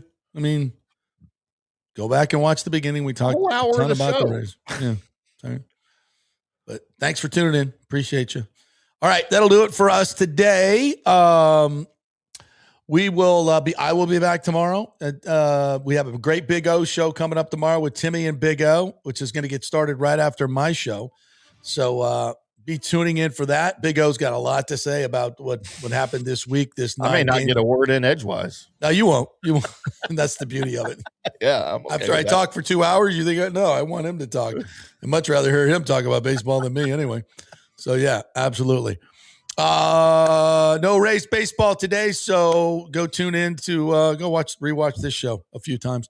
Go watch our Carlson interview we did. Amon Richards, we got both those posted as well, and all the great content on FanStream Sports and FanStream Sports Tampa Bay. Lots of good stuff. So have a great day, everybody. We'll see you tomorrow.